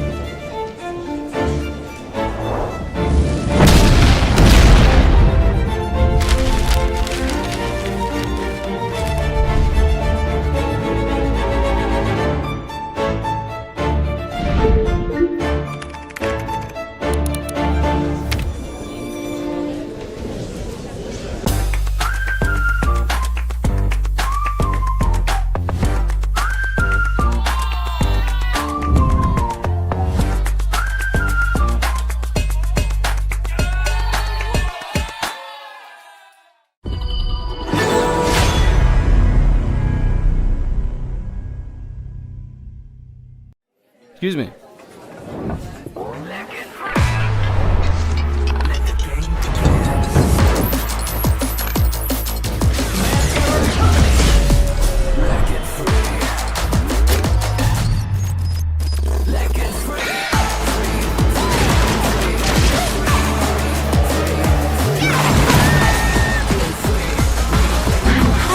Stings! Victory! Yes, yeah. Another round. Sure, but how about a smoother phone next time?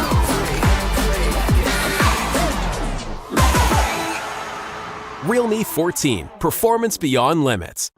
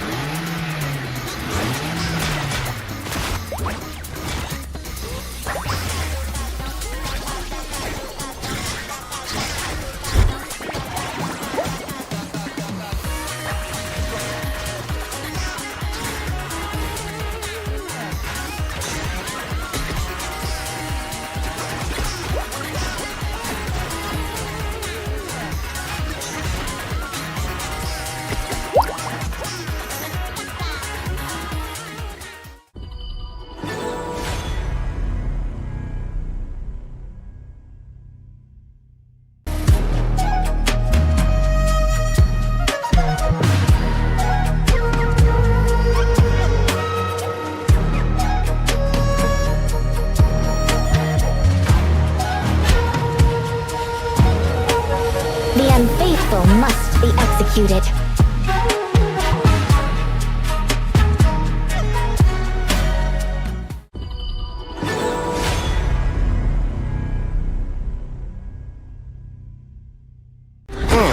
Sometimes working in a different way can be the best vacation. Seagull Circle, predicting victory. Clean up the trash! Break the boundary between sky and sea. You're not welcome at my beach. Get them! Beach sweepers! Follow your orders! Let's go! You're not welcome at my beach. Go! The sea here is dangerous! Clean up the trash!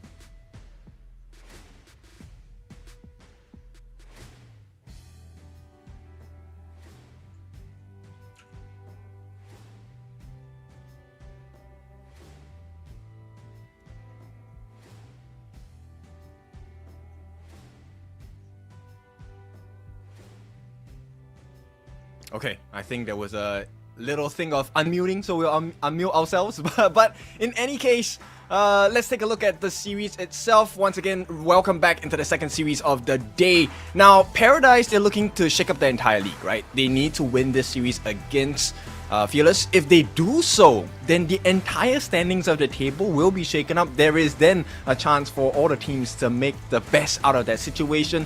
But Fearless being Fearless, we know they are very strong. They will want to cement their lead at the top of the table for now.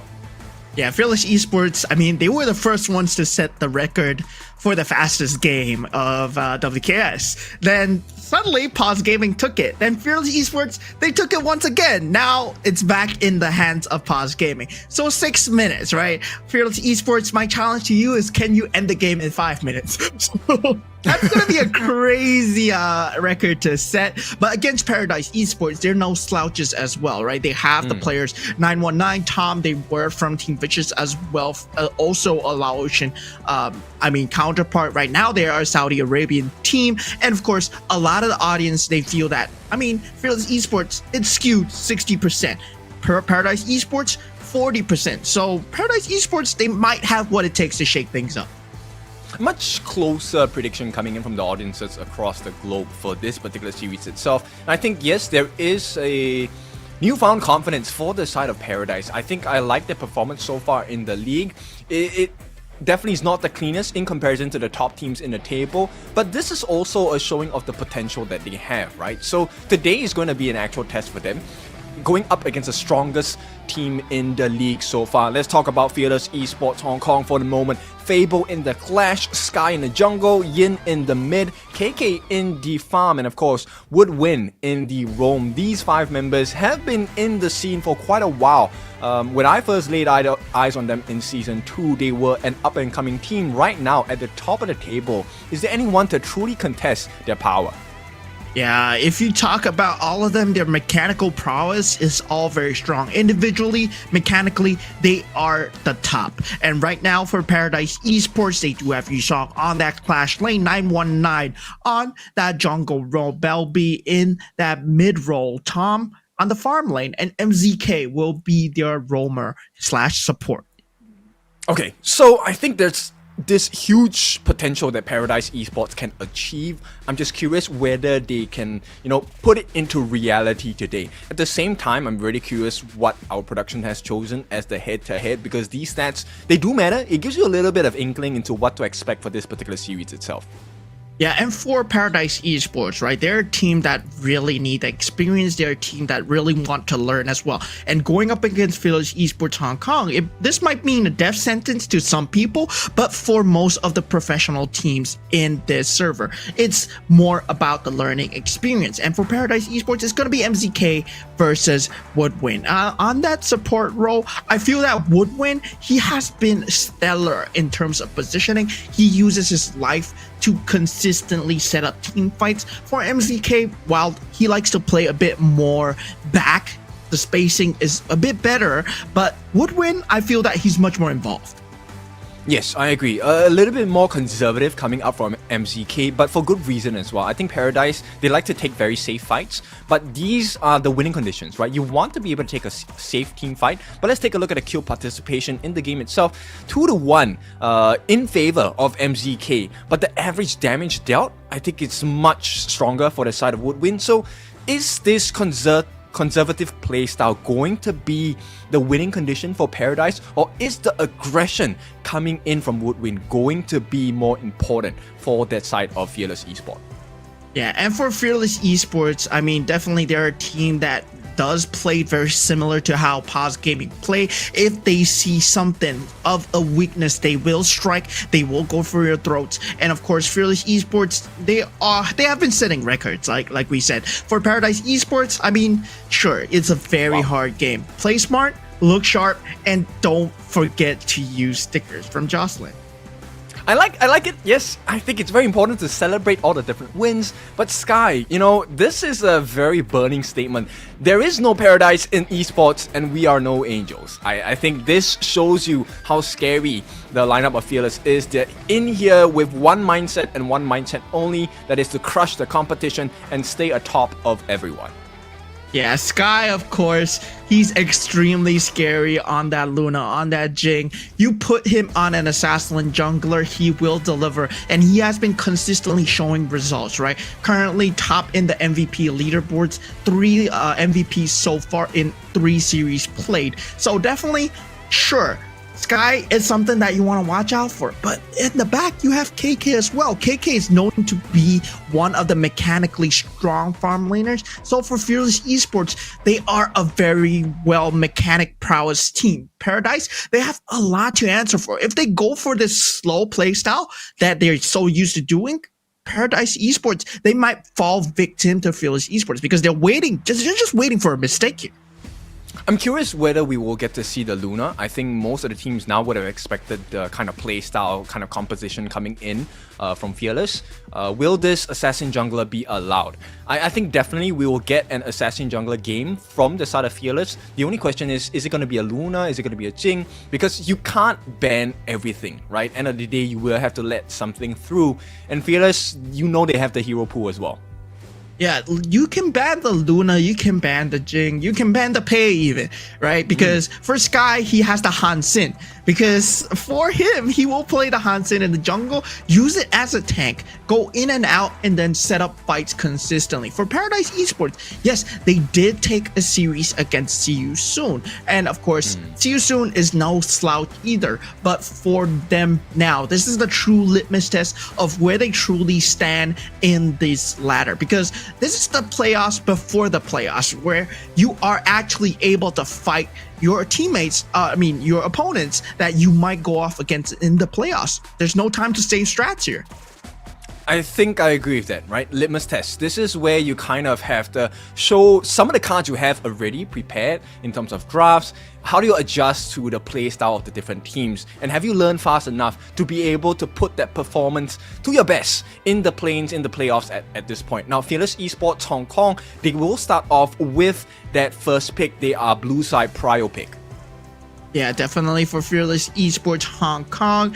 They will be looking to take out the combo heroes that Paradise Esports are willing to play. And with these first 2 bans, right, it's definitely trying to take out the options of your team, of the other team as well. Taking out maybe Dolia, taking out maybe Pei, taking out maybe Byron. And for Fearless Esports Hong Kong, they have taken out the Pei. Meanwhile, for Paradise Esports, they take out the Arlie. Very top tier picks, right? You don't want them going in the hands of the enemy. But still, like for Fearless Esports Hong Kong, we've made known their playstyle as well. They will pick up the Luna if there's chance is given. So Paradise Esports, with this ban, do they ban the Luna or the Jing? They do ban the Luna.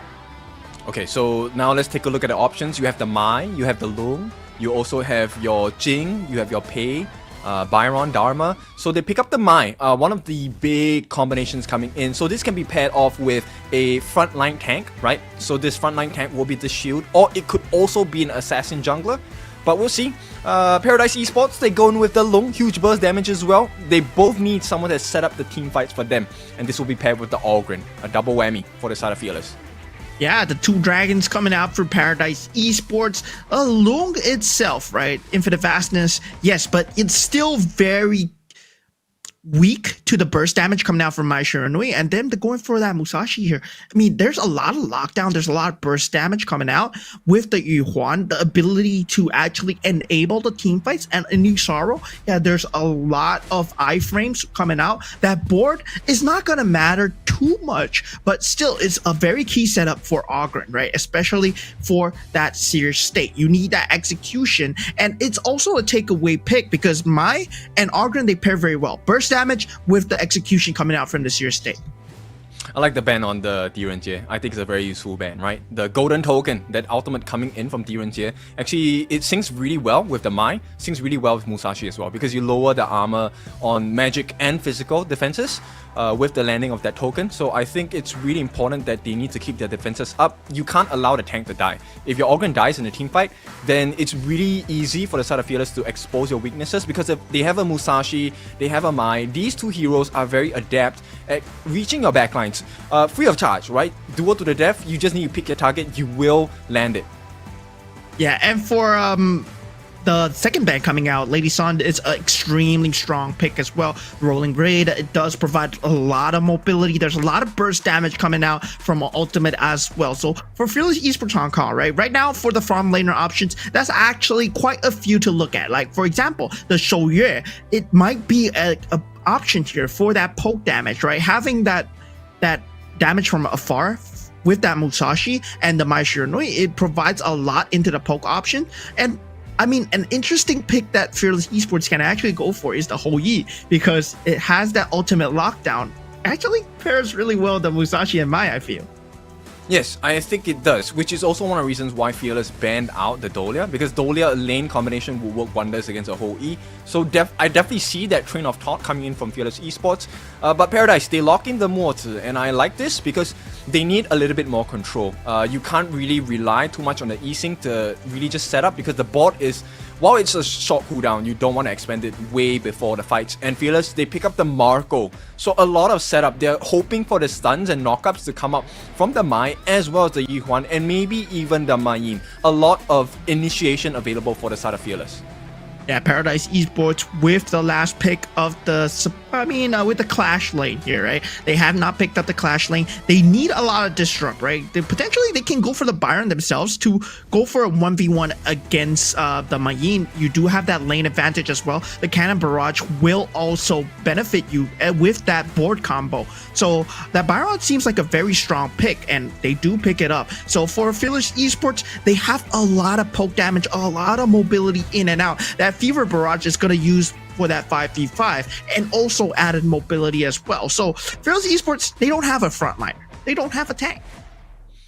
I mean, Fearless, this game makes or break by the performance of Marco, right? If he is able to get the damage in consistently, then I think KK can be that winning strategy for the side of Fearless. But this requires the rest of the team. Sky needs to be like ahead of the competition. You need Fable or Yin in the mid lane with the Mai to perform well as well. And we'll see how this goes, because I actually prefer Paradise Esports' draft. I see it being played in a much more straightforward and cleaner way. Yeah, the execution level for Fearless Esports draft is a lot harder, right? But if you think about the macro advantages that you can gain for yourself if you play the map properly.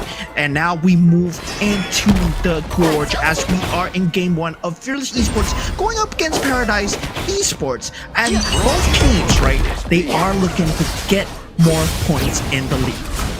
I like this entry by 919. End of the day, the combination actually, MCK along with Belby, it's quite significant, right? Because MCK, the moment he lands his Cannon Blast, then it's a guaranteed taking liberties. Second skill for Belby. That's a lot of damage. Yeah, and how fast the team clears the jungle here, right? Paradise Esports, they do have a timing that they need to work with, because Ogren, at this point, he is still below Sky in terms of the clear speed because of the invasion. Yes, it's resources earned, but Fearless Esports, they can't actually answer back with the invasion, but they guess wrong about the rotations. Now, Yin, he's providing the vision on the Ogren's movement. That's important for the side of Fearless Esports, understanding where the Ogren goes, especially when his level 4 Conductor of Souls is up, right? Then Fearless Esports, they have to play a bit more conservative. This makes me really curious about, Paradise Esports. Look, the previous stat line that we were given, they are the sole Laos team. So, friends and fans of HOK, right? This is the team you need to support here from the Laos region. And of course, Fearless Esports Hong Kong, they have reached the spring season at the so they have strong potential. But right now, hoping on. Ready, a key initiation on that middle lane, and 919 will be dealt with swiftly as the lockdown came through from Sky, right? 919, at this point, he had the ultimate, was unable to use it to sustain himself, right? It was pop, but it's just not enough. And there's a lot of damage coming out from FBHK. If they have the man advantage, they will burst you down. Yes, and Tom is not having the easiest of times because this E1 is going to the roam. There's a lot of stun potential set up for the Marco to get extra hits. Yeah, there's a bit of a lockdown coming out of Wu when he does not have that level 4 yet.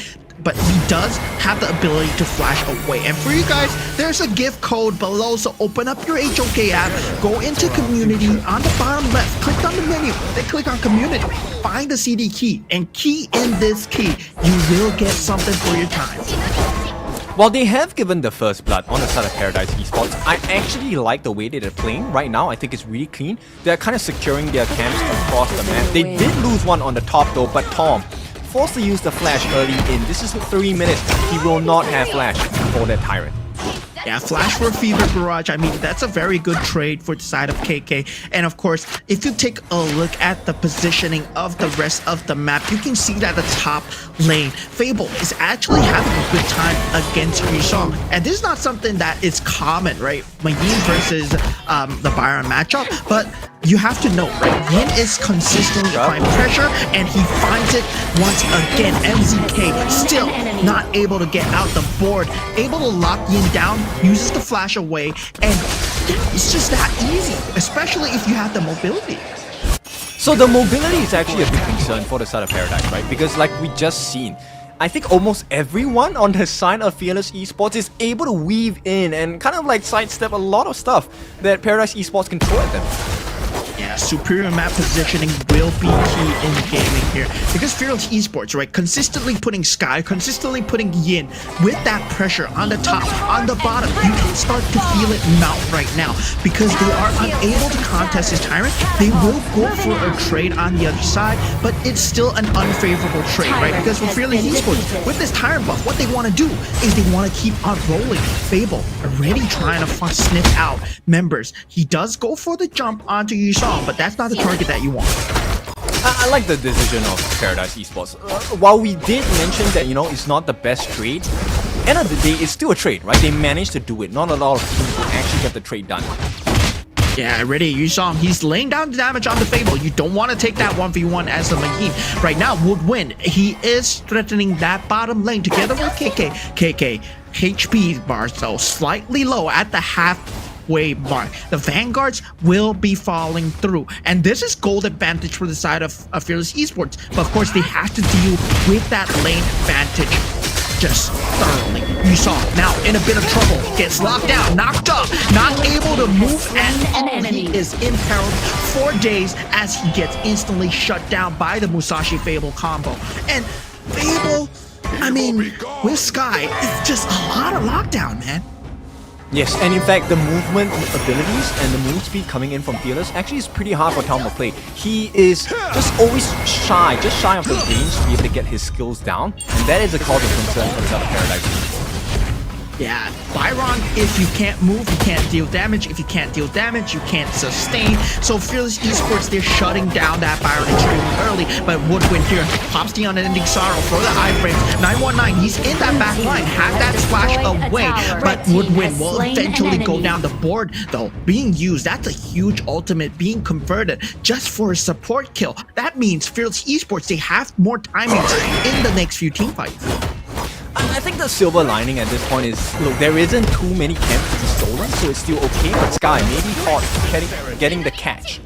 Yeah, imperiled at the moment, he is able to get away, but still, at the bottom lane, they're reapplying the pressure onto KK. This is a very good decision coming out from Paradise Esports to force this bottom lane turret pressure away, right? Definitely, they need to find more trades, and Marco Polo, it seems like the weakest link right now for Fearless Esports. They actually need to make that trade, because on the side of Paradise Esports, they have already lost the T1 on the top, right? They need to even out that goal. The goal lead now isn't exactly the biggest, but it's about close to 2,000 for the side of Fearless. And this is something that they need to start working on the side of Paradise Esports. Yeah, Paradise Esports consistently need to worry about the man advantage now. You saw he does not want to get locked down again, but he does have the flash away now. Turret already aggressing onto Fable. He loses valuable HP bars there, will not be able to take this next skirmish. And Paradise Esports, right? All 5 members, they are extremely good. 919 uses the launch pad, gets some vision, but not onto engage. Path of Precipice already committed onto Woodwind. That would be the target of choice here. Taking him out before the start of the team fight, keeping him low, forcing him to use that unending sorrow would mean that they wouldn't have it for the team fight. And this is good cycling of utility coming out from Paradise Esports. That's a good win, but right now there's more trouble to begin with on the side. Maybe a kill on Ian would matter a lot more, but a T1 on the bot immediately taken out as a trade. So everything in favor on the side of Fearless for now. Yeah, lane pressure still not dealt with on the bottom lane. They really want this mid lane kill here. Woodwind will be that target, does not have that unending sorrow for now, but with the Fable coming in from behind, not able to find a catch, but still providing a lot of threat. Yin now solo 1v1. Musashi falls through with the ultimate, committed onto Yusong as he falls. Infinite fastness and the board being used, but now no follow-ups coming out from Paradise Esports. I'm surprised they didn't want to fight that. They can't, right? At this point, the lead is significant enough. Especially, look, the two members that were caught, it was Sky as well as Fable, the two most difficult members to kill on the side of Fearless. So I think it was a good decision by the side of Paradise Esports not to go for the kill. I think they might have been heavily punished at that point. Now, they will have to give away the Crimson buff, but they're making a trade on the Tyrant. So I think it's silver linings for the side of Paradise Esports. They just need to find an appropriate opening. Paradise Esports have been doing a good job of the vision with MZK, right? Think inside the box, still not yet used, but it's still a very key threat infector. But already Conductor of Souls over here for two members. Sky Woodwind, not exactly prime targets that you want to go for. Seer State will not be found, but Unending Sorrow caught inside that board, and already a snipe from MZK. Very nice. Look, everything you can get on the map now, you definitely need to make sure you have it, because Paradise Esports, they're not winning that trade in macro. 919 though, he's trying to force a 3v1, not gonna happen. Yeah, ready, but he is able to get the kill onto Yin. That's more important, but definitely a trade coming through. KK finds the Fever Barrage, continues to commit it onto MZK, eventually goes down here, has the mobility to get out. Infinite Fastness on his tail here, but it's Sky and KK is being up. Tom is in a lot of danger. The triple kill will be going the way of Fearless Esports. Paradise, they might have made a huge blunder. Yes, Tom took a huge risk jumping with that Infinite Fastness at that particular angle. Got punished instantly by KK. Now KK gonna get that Crimson buff for himself. Also rewarded with a triple kill. So this guy, he's gonna be full of gold. He's at 7.8, close to 8,000. Already has one of the big win conditions in itemization, which is the Frigid Charge, which he used to take out MZK right before that triple kill happened. Yeah, it's definitely a key itemization that can slow people down as well, and it's also extremely good against top, right? Consistently making sure that you don't deal too much damage to him. He has that bit of sustainability. Now, with the Tyrant up and about, this is the Shadow variant, and Fearless Esports, they are heavily prioritizing it. They do have the pick control for now. Path of Precipice being used, and I mean, it's finding its mark, but Sky, he's dealing so much power damage together with Woodwind. There is too much damage coming out from Fearless Esports. The jump coming through from Fable as well. This Tyrant is free for Fearless Esports. Fearless actually, I like the way they're playing. They're giving themselves a lot of options, right? So they didn't have to commit for the Tyrant. They already have the lead. And the fact that Paradise Esports kind of pseudo-committed, which was the problem, right? They didn't go for the full commit, which led to the fall of 919. And right now, that punishment is going to be even more painful, because Fearless, they take away all the camps. They have the T2 on the bot taken down as well. They're just left with the T2 in the mid. And the entry point is now so much bigger for the side of Fearless. Yeah, there's a lot of stuns coming out from Woodwind at this point. Has to use the Unending Sorrow to get away from harm's reach. But at this point, he can consistently poke in and out and still get a lot of damage. If you take a look at this team fight once again, right, we can see that 919, he's supposed to be the main frontline tank. But Fearless Esports, they are dealing so much damage that the tech doesn't matter. It's so difficult to play against this, because Fable now has the kind of option to be able to just freely dive into the backline and also get the catch. So even if you have the board, if you're unable to lock Fable down, then that board essentially becomes useless, because you still have to run away. Nobody can commit to the fight. And now, look at that. T2 in the mid taken. It's a clean side of the map for the side of Fearless Esports. They have free roam of the jump. Yeah, and the lack of damage is really showing for the side of Paradise Esports. Tom able to land a Flaming Flaming Palms combo onto Woodwind, but it barely scratched him. And at this point, Fearless Esports, they know that they are at the power point, right? Sky able to tank those Flaming Palms again and again from the Loon, and that's not something that you want to see out of your farm laner. So Fearless Esports at this point, they're gonna continue forcing these turrets since they have the Vanguards on that side. Shadow Vanguard ready on the bottom lane. Tier 3 under threat. Tier 4 is being used. From passing, not able to farm anything. Conductor Souls is used here, but half HP.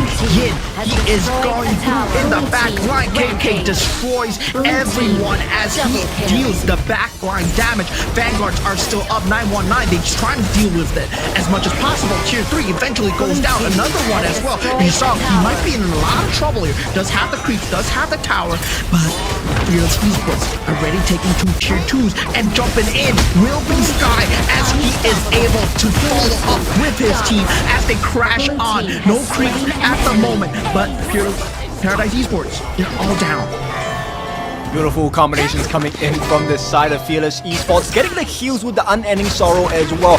Perfect team synergy, and they're going to be rewarded with game number 1. Yeah, Fearless Esports, I mean, at that point, they identified what was the weakness as well. Their power timings were really well grasped. They knew that at this point, Lung is unable to deal enough counter damage, right? And when there's not enough counter damage, we just don't die. We can keep committing again and again and again. So that there comes to the question, right? Where is the damage coming out for Paradise Esports? Were the farm way behind, or was it just not fun enough? But congratulations to Fearless Esports, already 1-0. I think they had a very nice draft. To be clear, this draft on the side of Paradise Esports, it works. But the only difference here is just the difference in itemization, difference in EXP, and difference in gold, right? So this is why making sure that you get camps, taking control of the map is so important, which is why turrets are actually one of the main focuses of the side of pro teams. They don't necessarily have to take too many team fights, right? Team fights, getting the kills, those are your perks. Those are your rewards for playing the advantage right.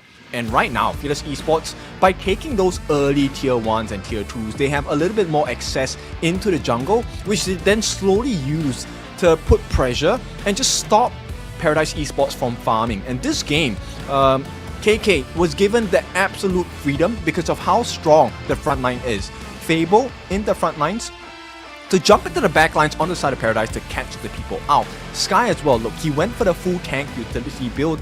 Blood Rage, making sure he had the extra armor, extra HP, and also the fact that he's dealing HP based damage. He went the full 9 yards for his team. Not only was he tanky, he was able to soak in a lot of damage, able to get the Imperial State onto the important members like 919 and even Yu Xiong, so that they couldn't get that come around factor.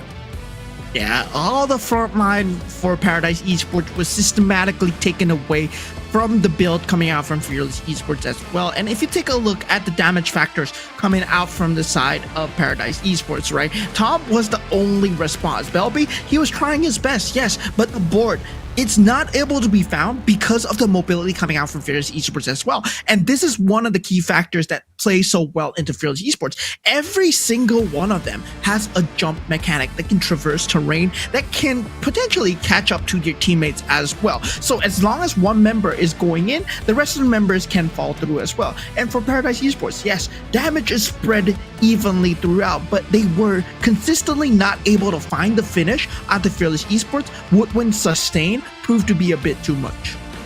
Yes, they actually had to waste quite a lot of resources onto Woodwind trying to force out his Unending Sorrow, and I think that costed the side of Paradise Esports for a bit, right? At the same time, look, both compositions play kind of the same way, which is we're gonna poke you until we get that opening in the team fight, which allows us to get the kills, right? That would be MZK with the Cannon Blast, Belby with the Taking Liberties and the Sliding Stones, all about those long range setups for the team to be able to commit. And simply because of the goal difference, this is where KK was able to find the win conditions. He was able to get the shots in. Look, 30% of the team's hero damage was dealt by the hands of KK. Didn't die a single time in this game. 503, highest farm in the game. He had 11,000 gold in the bank. Mechanically, this guy's just a monster on the farm lane. In those 1v1 scenarios, when you put him on any hero, he's going to find a chance to win. And using those fever barrages against Tom to force out the flashes, to force out the infinite vastness, understanding the other farm laner's utility, right? There's something about knowing your enemy. And KK, he does that extremely well on a very good extent. Yes, so as we take a look at the highlights later on, you'll notice those invasions coming in. It felt like a little bit more pressure coming in for the side of Paradise Esports, but the real damage was done because of the turret takes, right? Taking the tier 1s opened up a lot of space for the side of Fearless Esports to enter the jungle on the side of Paradise Esports, which then also allowed so much more room for KK to farm safely.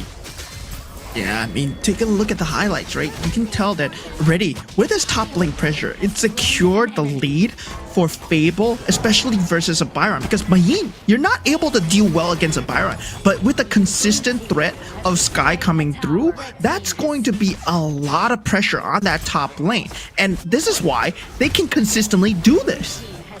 Yes, and I think I really want to give a quick shout out to Woodwind. He played this game really well. They had to commit a lot of resources to try and get the kill on the Woodwind. And by that time, even if they get rid of Woodwind, now KK has the freedom to be able to do whatever he wants because the stuns are not available. There's no flash available. There is no turnaround. There's no comeback factor for the side of Paradise Esports. And KK, when you give him such a big advantage to play around, he does not miss.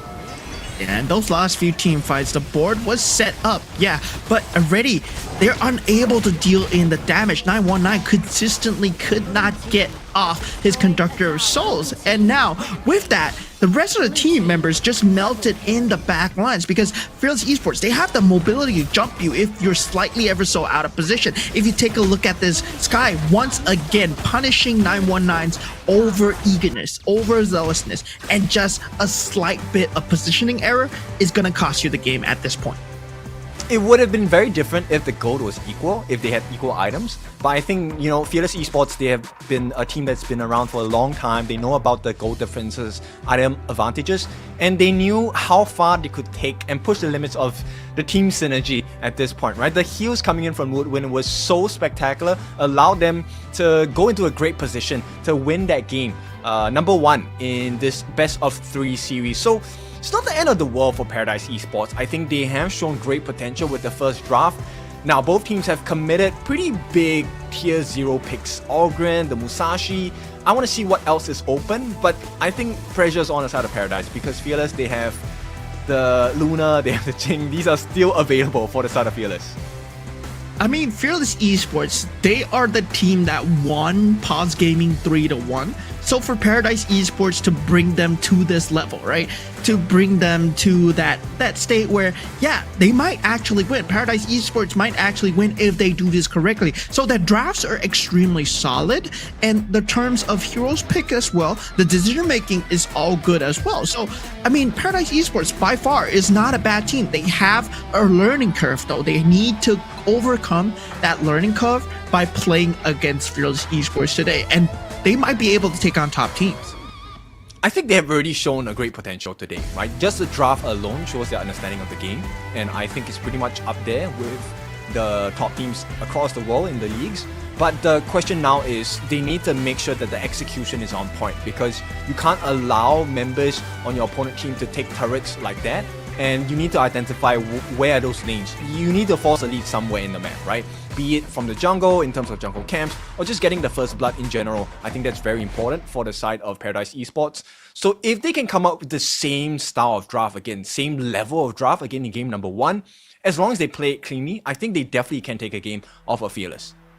Yeah, I really like what they were doing down there. The world is my board. Paired together with Byron, paired together with the Moses Cannon Barrage as well. It provides a lot of poke and peel. For Fearless Esports though, their poke and peel just felt slightly better because it was executed to perfection, right? You can see that you saw he could not have a foot in the game. Very different from the Byron that we saw in the previous series. But now, this Byron, why is it getting controlled? Understanding why is very key for Paradise Esports in trying to win Fearless Esports right now. Yeah, look, he couldn't even see KK on the map, right? Normally we would expect the Byron to go in, flash, second skill, which is the Storm Strike, get the knock up and stun. And this is where the team is going to follow up on the stuns, control, and get the kill. But KK, because he's a Marco, he can come in very late in the fight. He can also use his roaming gun, same thing, second skill, kind of blink into the fight. And until you find him, it's a very difficult position for Yusong. So right now, this time, it is going to be Paradise Esports. On the blue side, Prio side, they ban out the Dharma, they ban out the Long. Arlie is still available for the side of Fearless Esports. Will they ban that out?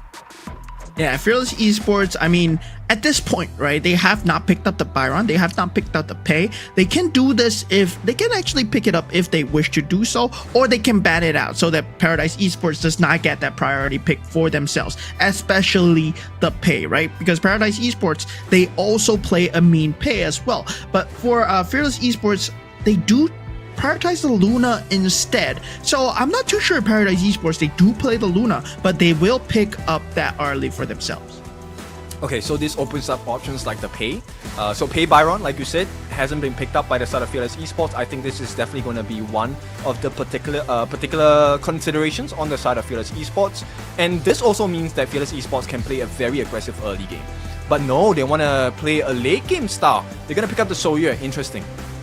Yeah, KK on Shoyue is one of the monsters to watch as well, right? So Fearless Esports at this point, they know that Paradise Esports, they went for the Yixing already. So I'm thinking that they're going to pick up the Yixing in the next pick with the board and the Shoyue combo. And picking up the Diadea right now is more of a priority pick for them. Now, Paradise Esports, that Diadea has been denied away for them. Usually you see the Arlie and Diadea being comboed, but they actually pick up an interesting pick themselves, the Lam. The Lam itself, it's a very good displacement assassin tool, but it's generally picked against an Agrudo. I like this. Okay, so here's what they're trying to do, right? The Lam and the Liu Bang, this is a very scary combination, but it requires a very good team synergy, which means you're actually going to be using that Battlefield Command, the ultimate on the side of Liu Bang. The moment Lam enters the fights, you get a free stun, free burst damage, and hopefully that burst damage is enough to kill off significant members on the side of Fearless, right? And then while all of that is happening, hopefully Tom has freedom of the map to really just zip in, zip out, get the kills. And against a lineup that has a Soyue, I think it does provide some value, right? But you need to burn out the skills like Flash. Yeah, you do need to burn out the skills like the Flash, and of course, I mean, as a Soyue, right, you shouldn't be in a position where the Lam is easily able to find you, because you do have the vision factor, you do have the traps as well. Now for Fearless Esports, they're taking away the frontline tank capabilities of the Zhangfei and the Lian Po. Now for Paradise Esports, interestingly, they go for the Clash Lane bans. But for Fearless Esports, I mean, if they are going to play KK Soyue together with Yin's, what's that called? The Yixing, right? They can actually pick it up right now. I actually don't think Yixing is going to be a great pick here, right? I think it's a little bit risky because there is heavy dive potential on the side of Paradise Esports. In fact, if you pick up a Yixing, you're inviting them to dive you. And when you dive in Yixing, he doesn't get the perfect ball. It's actually even riskier for the side of Fearless Esports. So I think they need someone with a little bit more control, or at least someone more survivable in the mid lane. So they'll leave that for later. I like this consideration. They put the Byron in the Clash lane, try to get a winning lane in the Clash side, right? Yeah, try to get a winning lane in the Clash side indeed. And now with that Liu Bang pick, right? Very interesting coming out, but we definitely need a pairing for the Arlie as well, because he does have that poke damage, but still there's not enough peel, right? Maybe damage is the peel for them, because Lam is going to be the damage as well, and they need a very scaling factor hero where they can scale with against the Menki really accordingly, because that Dream Roam is going to be a problem, especially for the setup, I feel, for the Lam, because it's going to be consistently disrupting him, especially with the Diadea. I was thinking maybe they can go for a Sakir on that roam, because right now Liu Bang is a flex pick, right? He can go into Clash, he can go into roam. I like the Lady Jun mid. This is going to help them with close range battles, especially if they fight in the jungle. This is actually going to be one of the places that Paradise Esports are going to benefit way more in comparison. And looks like Sakir is the answer here. I like it because there is decent control, but the healing factor is the difference maker in the team fights. Now, Fearless Esports Hong Kong, they will have kind of a tech error at this point. We don't know what the last pick is, but we'll see this in the game. Right now, I like the idea of Paradise Esports' draft. it really then depends on execution. Can they actually execute it the way they intended to? Yeah, I mean, there's Esports Hong Kong. They're doing some duplication kind of things. This is the ultimate battle, but definitely very interesting what their mage role will be. But for Paradise Esports, as you said, the Secure is going to be a very good pick when you pair it together with someone like the Hands of a Chano, or similarly the Arlie as well. On paper, it's extremely strong. Now the Liu Bang is going into the clash lane, so I'm very curious how it's going to actually play out in the stages of the game. Okay, so they actually lock in the Yixing for Yin. And at this point, I think it's a little scary for the side of Fearless Esports. I actually prefer Paradise Esports' draft, but it also requires very good execution because they have a very heavy dive competition. If they play their cards right, I think it's really hard for players to play. Yeah, and I was really looking forward to this Yixing coming out because Yin, he plays an extremely strong Yixing, and when it's combined with KK Shoyu, it's really absolute cinema. But there's the code right now. So if you're interested in getting it up to an epic skin, go to the mid button. But now a tournament going on. So yeah, it's more important. It's the game. Definitely, the game is of importance. The execution is going to be very much required on the side of Paradise Esports. I think if they get that early lead, it will be great. But right away, Yisong under pressure going in against Fable. Yeah, I mean, Dubong is not going to have a good time versus a Fable 1v1 because Byron is just a lane bully at that point. He has such low cooldowns, he has such good sustain. And now with the launch pads, Fable is going to take those trades for there. So now what I'm looking to see is coming out from 919. And he's not actually prioritizing the he's ready there and applying the pressure onto Yusong. Takes away that healing factor, just bullying Yusong at this point, together with the help of the creep. They're applying and just making sure Yusong he does not harm. So Paradise Esports, their choice of response at this point is to try and just put pressure across the other lanes, right? And I think maybe they need to try and get that invasion into the jungle, get the timings of the buffs on the side of Fearless Esports. Because if they don't, and Sky successfully makes the next invasion into a clash lane and gets a kill, then all the advantage that they're hoping for in this draft is not going to work. Yeah, and Fearless Esports, they do have a lot of setup capabilities. Tom, able to get away with the ultimate. He spots that dive coming through from the side of Woodwind, and yeah, slightly out of position, could have caught him there, but luckily that was a great save. Now, with this, the Secure, interesting pick, right? MZK, he does have that Secure, and he has those very irritating flies around him that's gonna do a lot of damage. And I feel that if you scale Paradise Esports to a point into the later stages of the game, they are actually winning. I think Paradise Esports, they need to reconsider. MZK, look, his ultimate is going to be one that changes the fights. If he gets that perfect positioning of the Firefly brushes, then it will help. The Firefly heals, not only does it deal damage, it also gives heals to your team, right? And it forces you to reposition because you cannot stand in that brush. It will kill you. Yeah, there's gonna be a lot of gaming factors coming in, especially in the later stage of the game, especially the defense side, right? For Paradise Esports, it feels like they have very good high ground defense. So for Fearless Esports, it's more about the poke factor coming out from KK. So you can see them really prioritizing that bottom lane in the map, making sure that it's even with, despite the fact that MZK, he has been here the entire time. Yes, but you can see, right? Fearless Esports, actually, they understand what the win condition is. They don't want 919 to get the lead. And so Sky is clearing his jungle extremely fast, and the rotations are cleaner. There's nothing in for 919 to eat at this point, and it might cost them. Because the mid-game, first time of the game, there's no way I think they can contest unless they want to commit all the big ultimates at this point. Catapult, moving out. Let's go in, he gets the steal though! Wow, that's huge coming out from the side of Paradise Esports. And now Fearless Esports, they are in back foot. They lost the turn buff. They lost that map control because other members were on the other side of the map. Where 919 is, he's on the lane. Okay, so this is a hope on the side of Paradise Esports. They just need to make sure they continue this kind of performance and start to put more pressures. The turrets are of major importance at this point. If they can get a T1 on any side of the map, they can start to play off of that. Yeah, Tom is cooking at this point. This man on the RLE is showing that, yeah, I don't falter to KK's Shou Yue.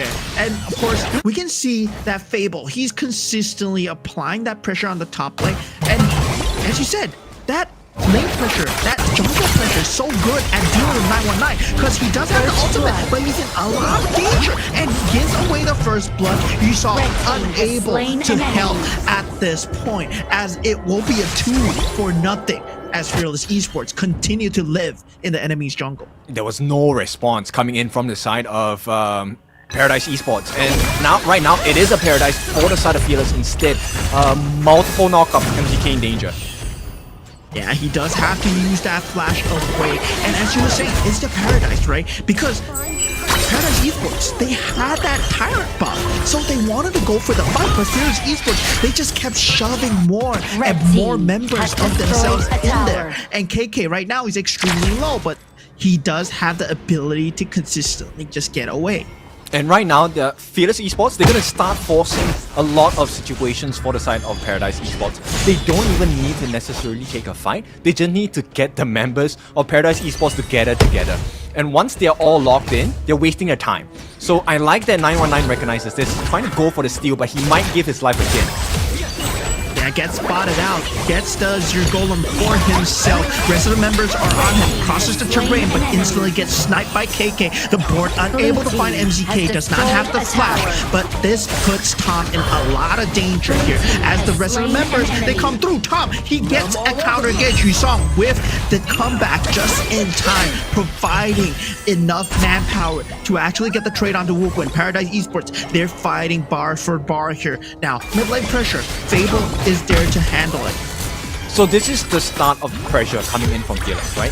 Nice that they got the kill onto Woodwind on the side of Paradise Esports, but it's a trade for 919. That's not a good trade at all. So the team went down on the top side. This is where Fearless can get into the jungle. They can try and fight again. Heavens await. Yeah, Fable, he's in the thick of things, but that's where a Byron belongs. But there's a bit too much damage coming out for 919 at this stage. But the rest of the members are there. Sky, he has the dream of commits it. Very nice stun onto 919 as he goes down. You saw he's trying what he can on Fable, but damage is not enough. Woodwind eventually falls. Not too much big deal, right? Sky, he's still in everyone's sights as he's 1v4 right now, and KK is nowhere near in sight. Does not find the snipe in the bush. 3 members extremely low, and Paradise Esports, they just respawn extremely low. Oh, that was nice, but KK, this boy is so greedy. Risks his life for that Azure Golem, gets it away. So once again, even though they win so much in the team fights on the side of Paradise Esports, they still lose out in the map. And Fearless Esports, unless they're stopped, this lead is being camped on the side of Paradise. It's trades upon trades. Identifying that all the members were low, could have gone for a free kill, but never mind. Azure Golem is here, and now KK, he has the Azure Golem. It's taken away from Lob, and that's huge. Now Fable, he loves the team fight. He wants to fight the team fight, but 919 at this point, he's dealing so much damage to Fable, and the fact is, Sky couldn't peel for him first. Fable was not able to use those HP bars to good use because 919, he was just chunking him down in the early stages. Here's the problem, right? End of the day, Fearless did not care too much about Tom, and it costed them really quite a bit in that particular fight because Tom was actually in a pretty dangerous situation. One-on-one against Yin is not against his favor. Tom wins that easily. So the fact that he got Yin down first in the fight took away a lot of attacking powers from the side of Fearless Esports. That's how they won the fight. And then once you have the numbers advantage, yeah, even Sky, he's tanky, he's meaty, but you don't last in a 4v1 at this stage of the game. Yeah, I mean, 1v4. Fearless Esports, they are truly fearless, and you saw him doing what he can on the bottom lane, has the ability to just rejoin across the map. But of course, Fearless Esports, they're still applying the pressure on the top side, consistently taking control of the enemy's jungle. Once again, Azure Golem is going to go to them. Okay, but you saw he's providing a lifeline, right? So he's making a trade, he's trying to take the T2 as well. If he manages to take the T2, there is some breathing space for the side of Paradise Esports, but they cannot afford to give away kills at this point in the game. And we see the Maple Dance recommitted. KK will be going down as the rest of the members fall. Paradise Esports, they have formed some form of comeback fable. He was way out of position, had to handle that bottom lane pressure. It's getting a bit undeniable at this point, right? Tom, he's coming online. He's level 12. He does not have the frenzy available, but this is where the strength of the draft comes in, which is why I talked about. I like this draft on the side of Paradise Esports. Execution a little bit cleaner in game 1, and they're starting to take control more of the map. And if this continues, then we could potentially see Tom as the MVP of Paradise Esports. He's really carrying the game right now. Yeah, Tom is making quick work of everyone out of position. He's been sitting on the team fights as a farm laner, and that's not something I want to see from an early. Generally not the play that but he was so deep inside, and of course, could not handle the slight. He was unable to set up the board in time. It feels like Paradise Esports, they have read the book completely. Esports now, it's their turn, right? They cannot let KK get. Okay, so KK at this point, he just got his hands on the Doomsday. That could also be one of the reasons why the team fight wasn't working out. Not enough percentage of damage. Nice kill. MZK gets taken down first. I think they will go for more. Yeah, the Tom gets hung down. Half his HP bar is definitely KK right at this point might have reached his true powers. And this is something that they need to watch each on. Has destroyed a tower. Overlord has been that macro defeated. pressure, the cross map plays coming out from this map. I want to see him on this new arm. Yes, he's doing so much work for the side of Paradise Esports right now. But look, the decision to go for that Overlord, I think it's one that it's better than taking T2. Right now, they're able to put so much pressure on that 2-3 on the top side of the map. Yin on low. Yeah, he's extremely low. Still has that force available. Definitely unable to find the space to stand it up. Has destroyed a Pressure tower. coming out from MC. That's the middle lane turret falls, but that one here it is falls. The board has been set up though, but we'll win. MKK are Red team has slain an enemy. Red team has slain an enemy. The better Red right team MCK has body slain and an backline as well. enemy. Actually, slain fall. They an might have enemy. over. Paradise Esports trophy. He is able to get yes. Red team has slain an enemy. Can eventually fall though. Big win condition, and right now Yusong, he was saving the game before. Can he save it right now? This is a critical moment. Destroyed a tower. Red team has destroyed a tower. Only member Crystal never solo this esport. He just went through it. Series 2-0, but a great fight coming up from our Laotian counterparts. Paradise Esports, they will be leading with a 0-2 scoreline. It's a more confident match this time. I have to say, Paradise Esports, they have grown throughout this game and series, and I like the potential of the team. But nonetheless, Fearless Esports did just that little bit more experience came clutch in this particular game of the series here. They actually waited for that passive and common spell to be finished before they went in again. I think that was the big win condition for the side of Fearless Esports in that last fight. And KK, I think the difference maker came in that last atomization here.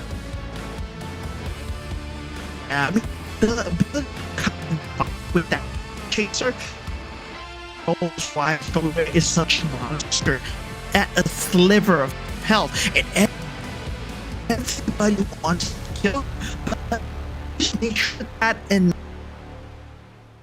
ability to do damage with that chaser. That's the most important part. And Tom, he only died once.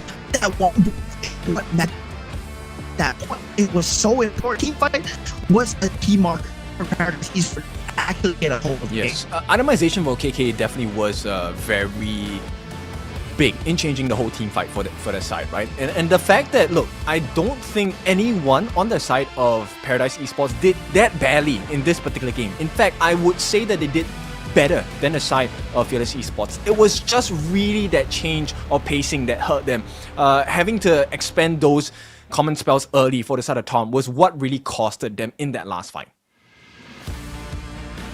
Yeah, definitely. Both sides dealing so much damage. Belby, I mean, the Lady Sun is one of the top picks in the league, and you can see why she can consistently deal so much damage. But thing is, the timings were always a bit off, and Fearless Esports, they always traded. It looked like Paradise Esports were winning, but Fearless Esports, they were still taking advantage of the map. Azure Golem, I'm pretty sure none of it went to 919 after that 8-minute mark, because consistently they were in that enemy territory. Yes, Yusong was on the bottom side of the map, but it didn't matter because the Overlord and the Azure Golem were the objectives for Fearless Esports, and they were on the wrong side of the map for them. I think it just comes down to communication, right? I think right now, we can clearly see that Paradise Esports, their draft, it works. But the comms and the way they executed it was a little bit all over the place at times, because I think they were looking at two different objectives to fulfill at every particular team fight.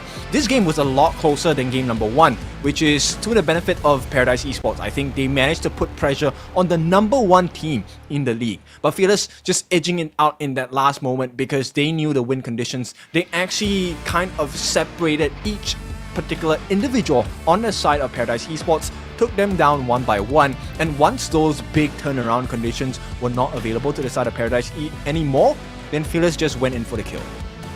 Yeah, the breakthrough coming out from Paradise Esports really surprised me, right?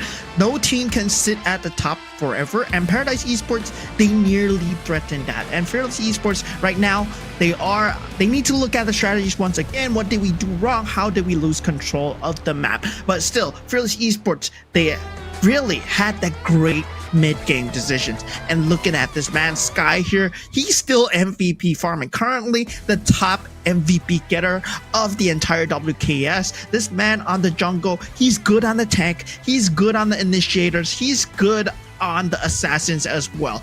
He is scary and very hard to ban out. Yes, so the positioning on the side of Sky was really what changed a lot of fights, because he was making sure that he was soaking the damage. And there are key moments during this fight where... very hard to ban out. Yes, so the positioning on the side of Sky was really what changed a lot of fights, because he was making sure that he was...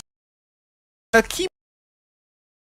Look, the lady going out, the ability to bounce between members is really critical to the damage output on the Legion, and he made sure that it didn't bounce as much by repositioning himself as the main key. I think these are the small moments that really matter in team fights. At the same time, he was also able to force mistakes out of the Legion, and I think that was one of the key markers as to why Fearless Esports was so much stronger in the later parts of the fights. Yeah, and they used the terrain extremely well. If you later notice in the last few team fights, Yin was extremely low, but he used the Dream Roam to actually try and defend him from him getting jumped, so that he has a bit of a slight timing of a space for him to set up that board, right? That's so important coming out from Sky. And the fact of the matter is, he's able to dive time and time again, which is so scary. 919 getting first blooded here and them living in the enemy jungle. This is Fearless Esports' good part, right? And then we start to see them slightly make some blunders here and there, taking a bit too much of a team fight that they can't handle, and Tom suddenly got a lead.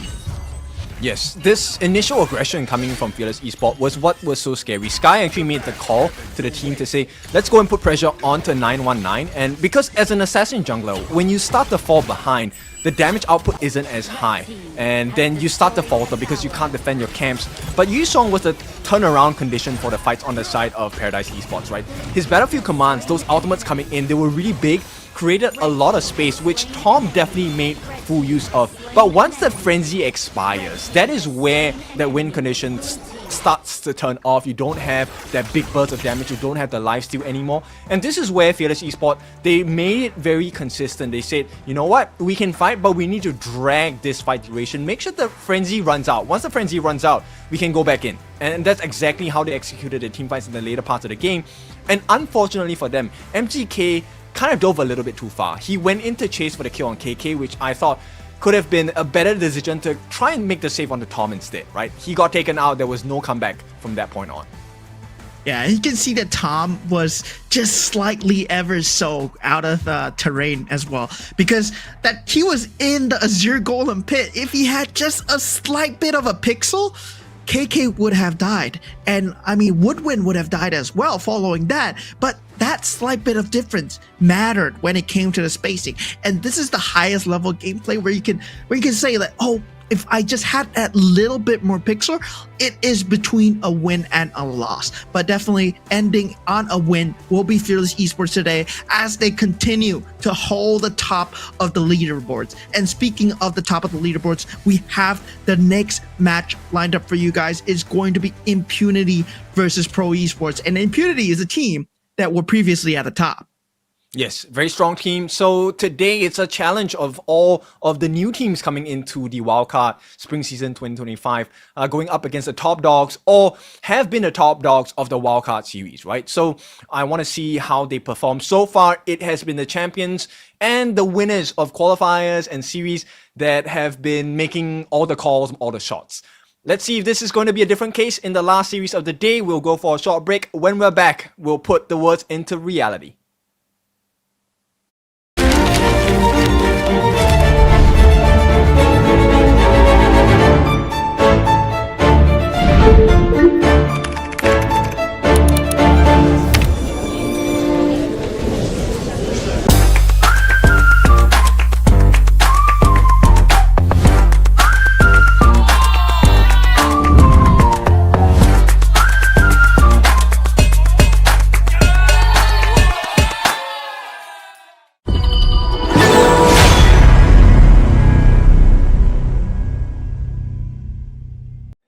Excuse me.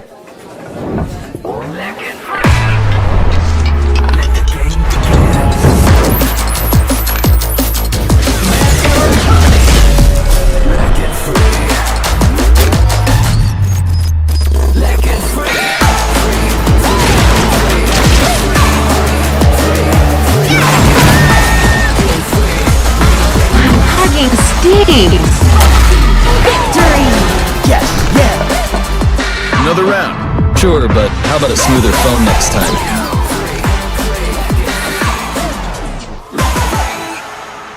Realme 14. Performance beyond limits.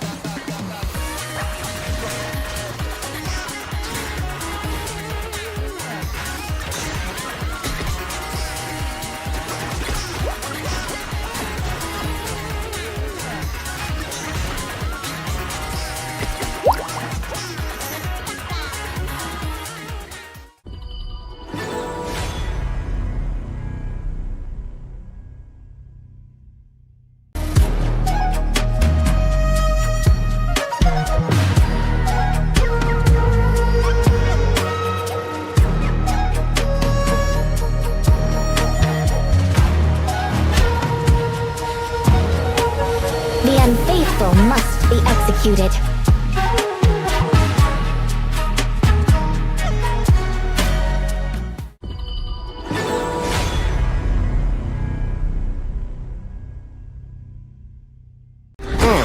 Sometimes working in a different way can be the best vacation. Seagull Circle, predicting victory. Clean up the trash! Break the boundary between sky and sea. You're not welcome at my beach. Get them! Beach sweepers! Follow your orders! Let's go! You're not welcome at my beach. Go! The sea here is dangerous. Clean up the trash.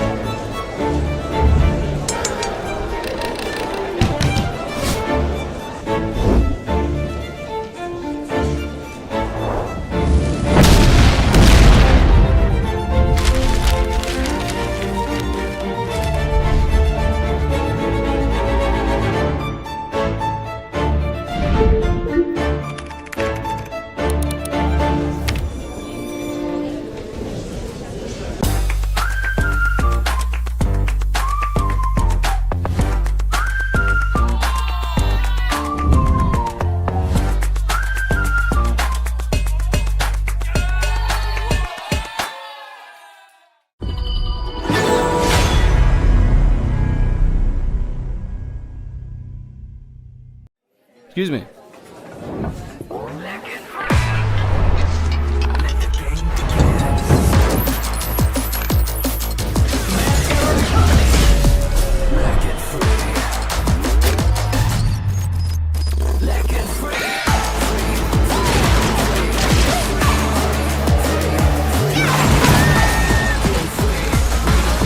Hugging stings. Victory! Another round. Sure, but how about a smoother phone next time?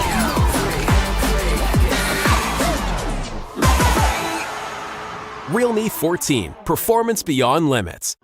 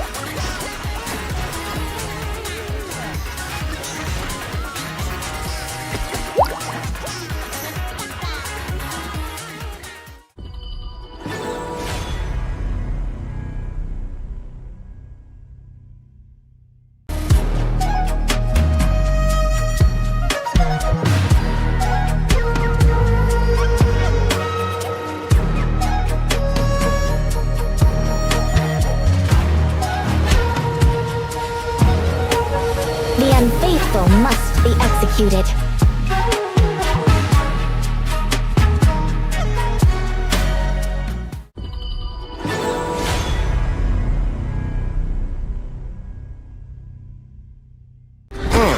Sometimes working in a different way can be the best vacation.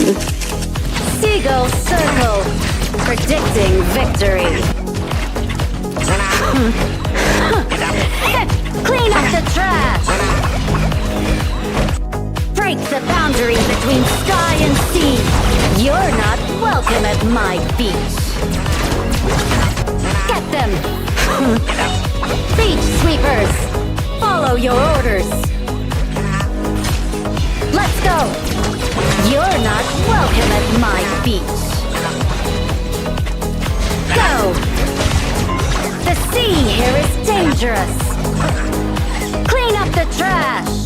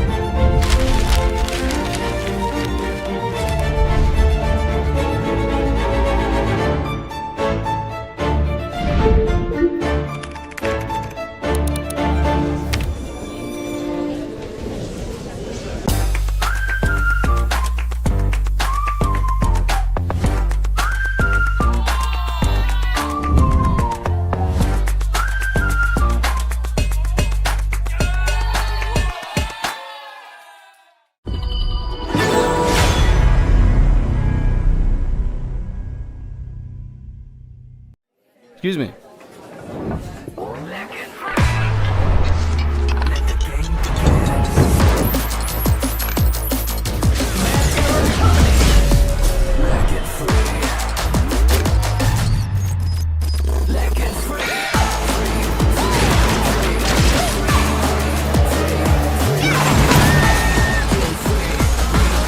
Hugging stings.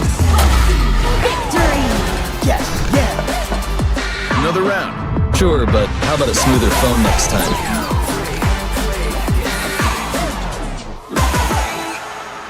Realme 14, performance beyond limits.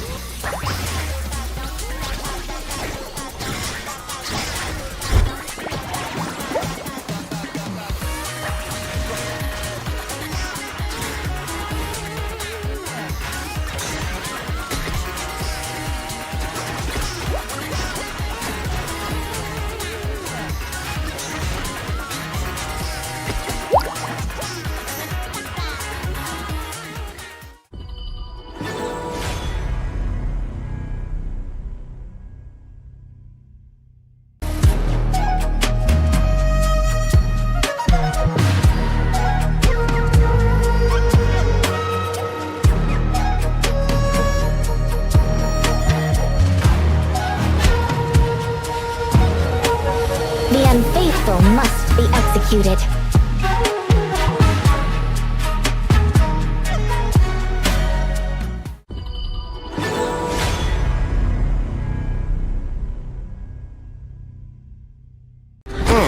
Sometimes working in a different way can be the best vacation. Seagull Circle, predicting victory.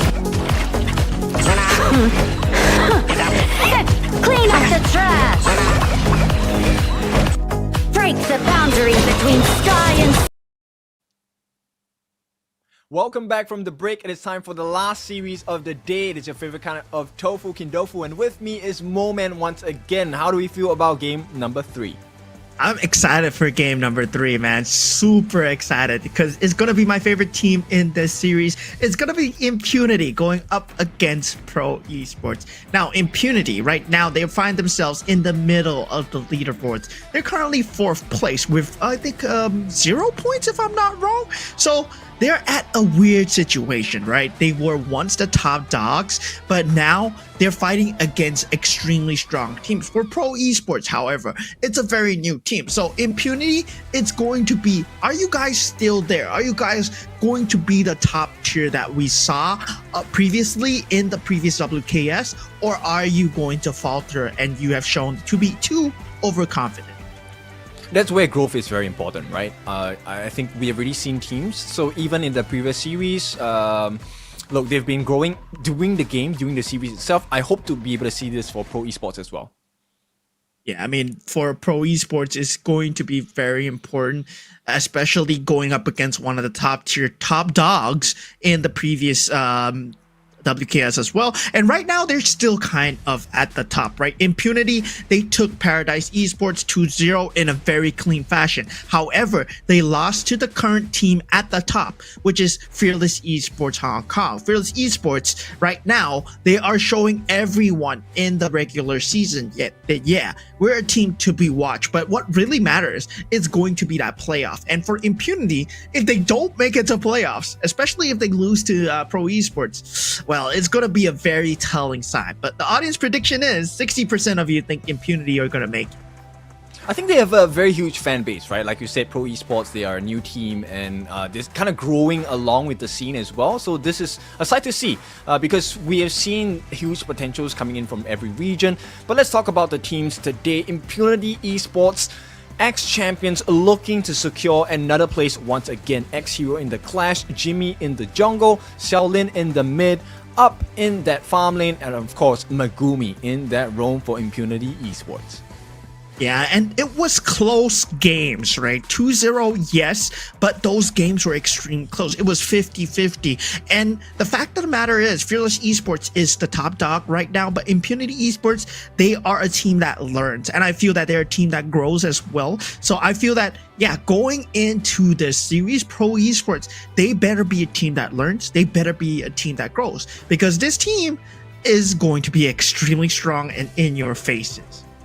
Yep, it's a huge challenge, right? Now, Impunity Esports, they've been in the scene for a very long time. They have also gathered a lot of experience, and their players very well-rounded, a lot of hero options as well to explore in their hero pool. So it's always a challenge going up a bit against Impunity. But let's talk about Pro Esports for a bit. Yeah, Pro Esports Liang on that clash lane, Flying Ace in the jungle, Lennox will be that mid lane, Sakura on that farm lane, and Easy will be on the roam today. And for Pro Esports, currently they haven't found a lot of success coming into this WKS as well. They've been 2-0'd by Ultra Rare, they've been 2-0'd by Paws Gaming, and of course they've been 2-0'd by Fearless Esports as well. But Fearless Esports and Paws Gaming aside, this was 2-0s based off of them being just too strong.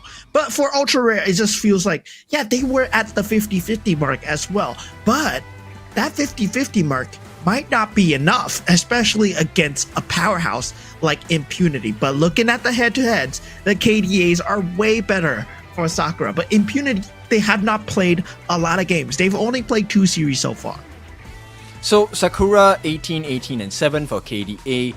Very much involved in the team fights, right? I think this is something that we have already seen in the series that Pro Esports have played. I think Sakura, this game, might want to play a little bit more passive, a little bit more conservative. Kill participation in game, like we said, he is constantly in the fights. But even when he's in the fights, the damage is a little bit higher on the side of Impunity. Impunity is just much more clinical in the execution as well. And in order for them to take the game in the series against Impunity, I think right now Pro Esports, they need to be much cleaner. Yeah, and Impunity are a team that will not take team fights if they don't have to, right? If they can just go for the objectives cleanly and instead of over-aggressing, well, they can do that. But looking at from Easy, he's like, yeah, go touch some grasses. Like, wow. Okay, and Xiaolin responds with, are you guys planning to open an egg shop? Like, what? What are you talking about? Okay, I like the banter between the two teams. I like this part because I think we've only seen this in the Wildcard series, right? Every other Pro League we've been to, nothing much of this sense. So this is really fun for us. Yeah, you know what the egg means, right? Egg is talking about the zero. The zero. Oh, okay. So Oh my God. yeah. Are you guys planning to open up an egg shop? Because they've been farming the zeros on Pro Esports. They haven't been getting the wins. They've been getting consistent 2-0s. And now they're like, yeah, you're gonna open an egg shop? You're trying to sell the zeros away? That's a saying that we have. Okay, that one hurts. Now that I understand the context of it, okay, that was a bit mean. But this is what we're here for, right? End of the day, we want the spice, we want some excitement in our lives as well. And this series, I think it's also great to take some personal vendetta coming in because I think you want to show that you want to be the best. I think a player's ego matters in matches. You want to be able to show up against your opponents. You want to put the best performance possible. Yeah, and confidence is also very key when it comes to execution as well, making the mid-game decisions, because most of the time you won't have someone telling you what to do. So when the player can make the decision for themselves and the ability to trust in your other teammates to make those decisions, you actually take your mind off a lot and focus a lot on the gameplay. So for these pro players, that level of trust will be tested today, because for Pro Esports, definitely is going to be a huge test.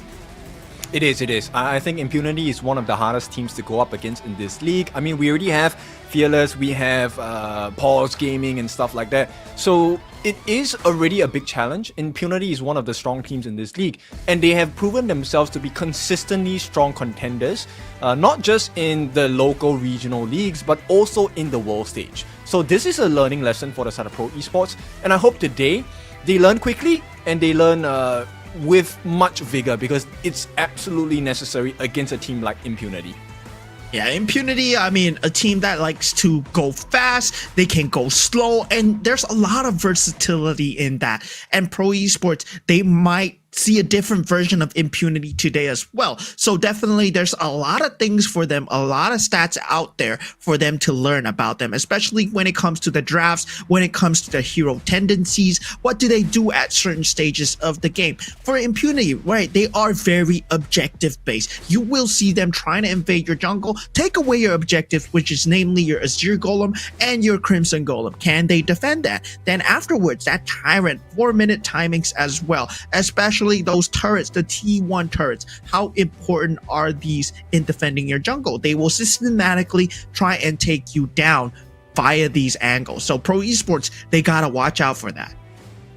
Exactly, and I think this is something that the new teams, partner teams as well, they're coming in fresh off like this start in Honor of Kings. This is something that they're still struggling to pick up at this point. But if they can do so, which we have seen the teams try their best to, I think this is going to be something that they can learn and also put up resistance against the very pressurizing performances of the top teams here. Like you said, taking care of making sure that your camps are not taken away is very critical in this game. But also, you can't just defend, you have to attack as well. You have to make those plays to put pressure into lanes, steal away the jungle camps. You have to wrestle control. You can't be passive in this game. Yeah, overall, it will be clockwise or anti-clockwise movement throughout the map. There will be map domination given and taken. It is a game of give and take after all, but for both teams, what's really important for them is the experience itself, because whoever who gets away with the WKS Grand Final champions, they will be going to KWC. There is a slot for them at the international stage at the end of this event. So this is the regular season. Yes, top 6 will make it for playoffs. And during the regular season itself, these are all best of 3s, global ban picks, so you get to feel out a lot of the strategies used. This is still a learning pressure for them, because getting into that global stage, you are going to be facing top teams, and it's not going to be best of 3s anymore. It's going to be best of 5s, best of 7s, best of 9s even. Yes, I don't know about best of 9s. I hope we get to see it, but end of the day, yes, that's the big boy party, right? You want to be able to play against the top dogs, because you only get to play your best when you learn from the best, and you need to play against the best in order to be able to kind of find out, hey, what are my weaknesses in the draftings, my ban and picks. And bear in mind, global ban pick is such a huge marker in this game, because you can't play the same hero twice unless you really reach that marker of the best of 7s where there is a potential for ultimate battle. But even then, you have to be able to last the entire series. Fatigue, confidence, composure, all of these things come into play. And you know, team synergy, we keep talking about this. I think the new teams coming in, they're still trying to feel out, you know, how it is like to play against the big teams. You need to be in sync. Everyone needs to have the same idea. When you make a decision, right? This decision making, do we go for contests? Do we try and wrestle away those neutral objectives, or do we go and steal the camps? What do we do at every single turn? These are all stress points that the new teams have to quickly learn to be able to step up against the big boys like Impunity. Yeah, big boys indeed, Impunity. And if you're here to watch Impunity versus Pro Esports, we'll be heading into the game really soon. But of course, we have codes for you guys to grab as well, right? So these are little codes that will be appearing on the bottom of the screen during the game. And this is a chance to get an epic skin for you guys, ladies and gentlemen. So you go to the bottom left of your Honor of Kings application. There's going to be a menu button. Click on it, go to community, and then open up that CD key page and just wait for the code, because by the time the code comes up, it might be a bit too late already. So you want to get started on that right now. Yeah, first come, first serve, fastest fingers wins. I think it's also a personal challenge, right? Helps you play a little bit better in the games as well, and gives you a little snippet of the pressure faced when the pro teams are going up against each other. Yeah, definitely for today. I mean, it just feels like looking at the previous 2 series, we already had 2 O's. And of course, currently it's going to be Impunity versus Pro Esports, right? The drafts are going to matter extremely well, especially since they saw the previous teams. Do they adopt the same strategies, or do they want to go for something like more of themselves? So I think this is all decided by the initial ban, right? So Impunity goes for the Dharma ban. This opens up the Luna, but that is instantly banned out from the side of Pro Esports. So RD Loom, all available. Dolia, Diadea, these are all open picks. We'll see what kind of style and synergy that Impunity wants to build for themselves. Prio pick is very important. It also kind of shows you what they're going for in the later parts of the game. Pei is also banned out. Yeah, Pei banned out from the side of Impunity. Pro Esports now. Right now, they can think about banning out the Arlie as well, especially if they don't want that kind of flexible pick to go over to Impunity. There is a tier S pick after all. Tom nearly gave Fearless Esports a run for their money with his Arlie pick in the previous game as well. So definitely something that they might look toward, or they might take out the Dolia, which might be a flex pick. I think he can open up the mind, right? Mind is pretty strong as well. But once again, Pro Esports, I think they're reading my mind. So they ban out the mind. This is going to open up the Arlie for the side of Impunity. Are they going to counter with the Lung? Or are they going to focus on the Clash lane? That's the big question for Pro Esports. Yeah, generally for Pro Esports, right?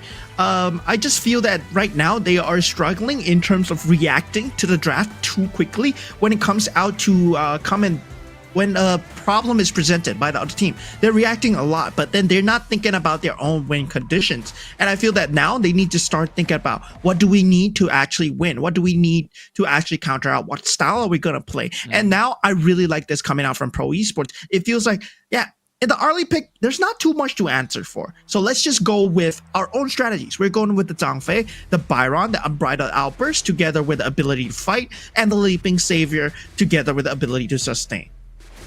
They can pick up the Diadea, but Impunity, they go straight for the Musashi. I like this pick. And the Lupu. Okay, this is fresh. I like this. So in the lanes, Lupu actually can do well against Byron because his first skill, that Impaling Trust, it deals true damage if you land it on the hero. So you kind of ignore shield values. As long as you are low on health, you instantly lose against Lupu in a 1v1. And this is complemented by the strength of having the duo to the death. So not only do you not get the heals, there's many backline access that Impunity is open up for. You give space for the Arlie as well. So I like this very pressurizing first 3 picks coming in from Impunity.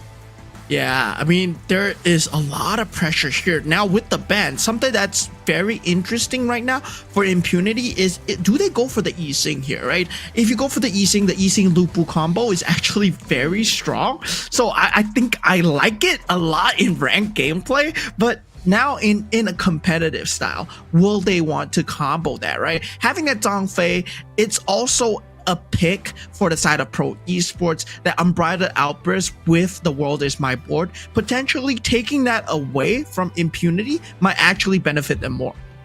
Yes. Now, Impunity banned out the Jing, right? And I think they're really concerned about the burst potential onto Up, who's going to be playing this Arlie in the first place. I'm still considering what they can kind of explore for the side of the Arlie, right? Diadea rightly has been banned from the side of Pro Esports. You either take a Zhangfei or you take a Diadea to pair with the Arlie. That's one of the strongest combinations available to this hero. So Pro Esports, they finish it with the Lian Po. They don't want to deal with the anti-CC properties because that buys even more space for the side of Impunity. Yeah, Impunity taking out the burst damage, like you said, the Agudo as well. There's a lot of burst damage coming out the Furball, a lot of disrupt as well. The Musashi will benefit from having Agudo out of the map because that sustain is going to be a problem to deal with as well. But now for Pro Esports, they have that first pick. Now, the question is, do they go for that E-Sing pick here? Because it is also very beneficial to them because the World is My Board together with Byron and Zhangfei is going to be extremely helpful. I'm actually considering a Sun Bin here. No, Sun Bin can't be picked. They already have the Zhang Fei. Mid lane. I think maybe an Angela would do wonders, but they want more control. Princess Frost. There is a significant marker in the game, right? So when Lupu uses his ultimate, which Tremble Mortals, it's also actually a perfect timing for the Princess Frost to aim and plan her second skill, the Frigid Prison. You can instantly lock up the Lupu when he jumps in, and maybe that's the turnaround fight that they're looking for on the side of Pro Esports. That's one consideration available to them. I mean, I do play the Princess Frost as well. It's something that I instantly lock in when I see a Lupu as well. Yeah, but for me, I would have preferred, not my opinion, I would have preferred Lady Zhen over Princess Frost, just because of the fact that you have that combo with the Zhang Fei alone, right? And for that, you don't have the Liang with the power with suppression. So I just feel that, maybe Princess Frost is not a good standalone pick. I feel that it's really good paired with something that can actually CC or disrupt. But for Impunity, right, they pick up the Dolia, they pick up the Nuwa as well. Very good combo with the Celestial Melody and the Annihilation. Can play with that spacing from the Emergence as well as space out from that Princess Frost. So Lupu, yes, you're gonna get countered out, but it doesn't matter if the Annihilation is able to burst down that Princess Frost to a point where you're not able to join the team fight. Okay, let me give you a real-life example of why Lady Jin is not played here. Because you have the Illuminating Slash from Musashi, you have the Maple Dance coming in from the Arlie. You have two options and two chances to deny the Destructive Deluge coming in from the Lady Jin. And in most cases, during the chaos of the fights, Impunity, with the experience that they have, they're waiting for that Destructive Deluge to come.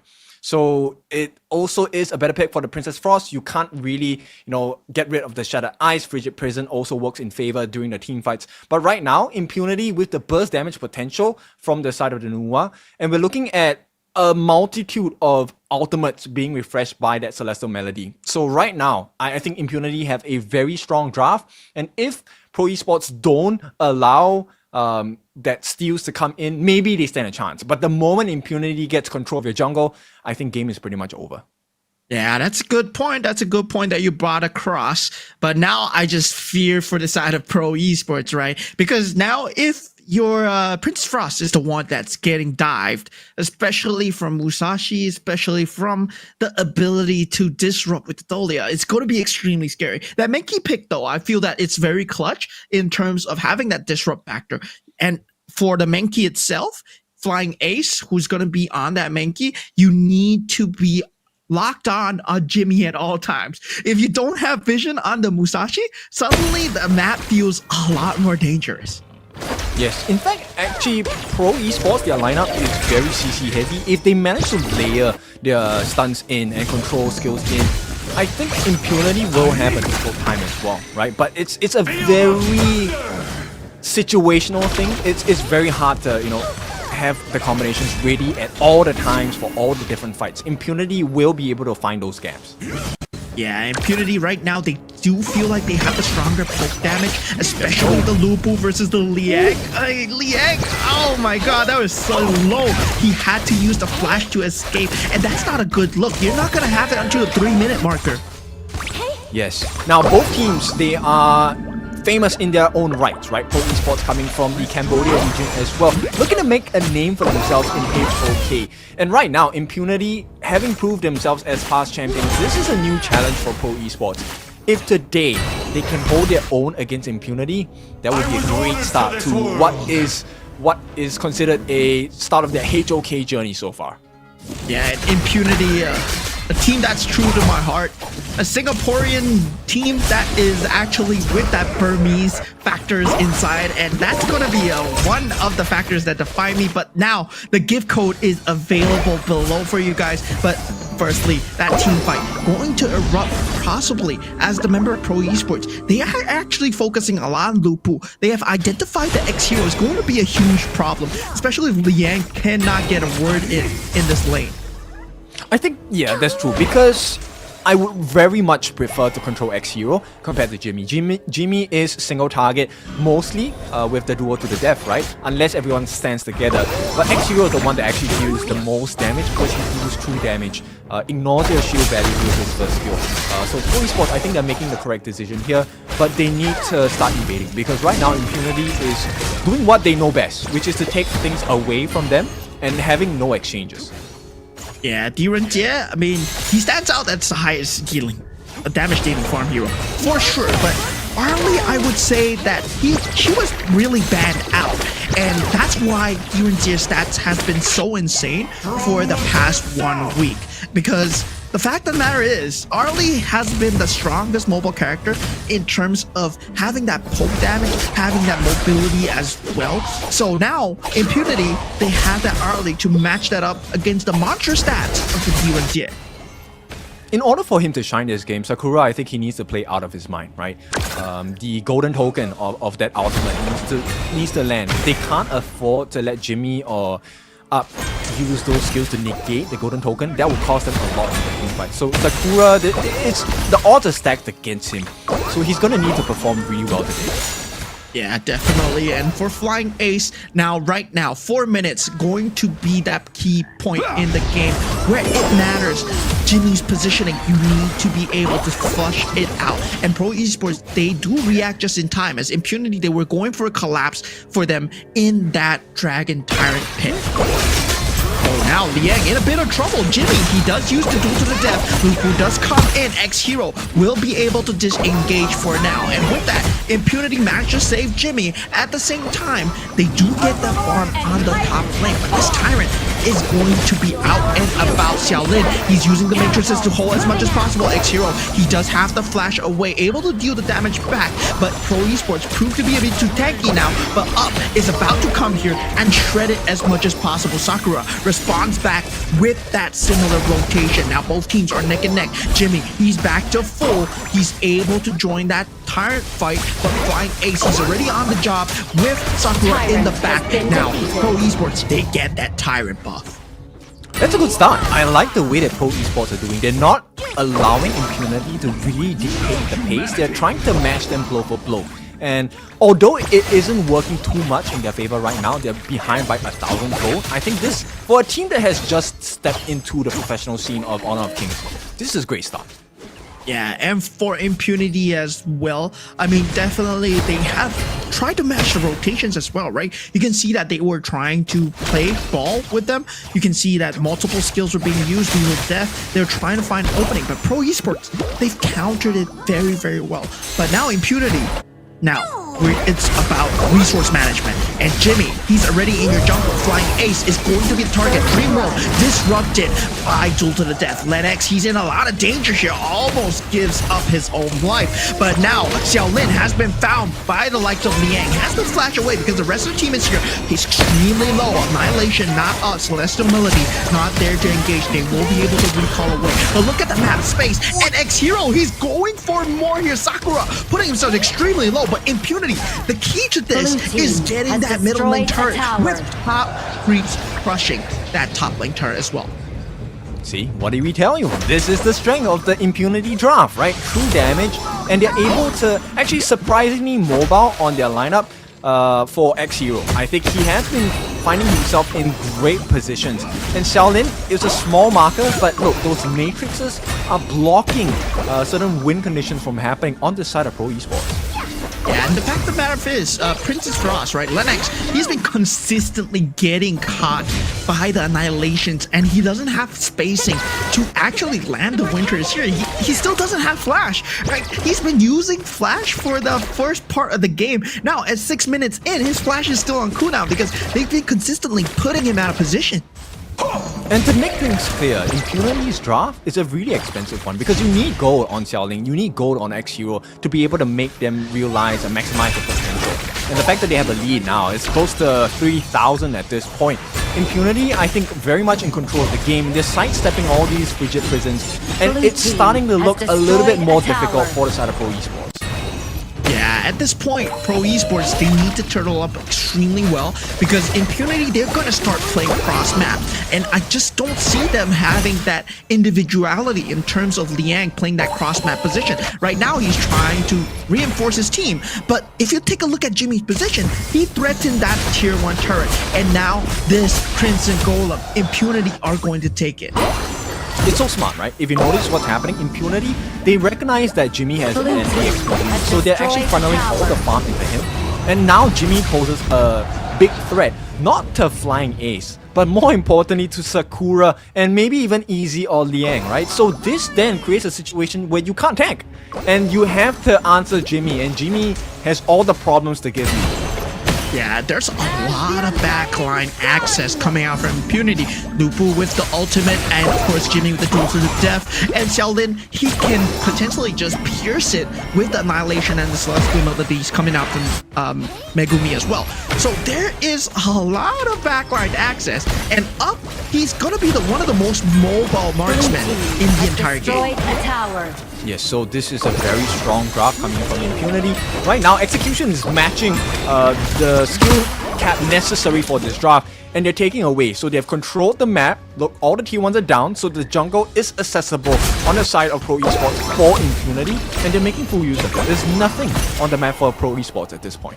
Yeah, 5,000 gold lead already at 8 minutes into the game. This is a greedy lineup, yes, but Impunity, they had the farm to make it work. And now, Pro Esports, if they show themselves ever so slightly, you can already see X-Hero, he will go for that 1v1. But this is all part of the plan, because right now, there is going to be tri-lane pressure with Xiaolin at the middle lane, up at the bottom lane. So they're going to get a tier 2 no matter what. So, oh my god, what's happening?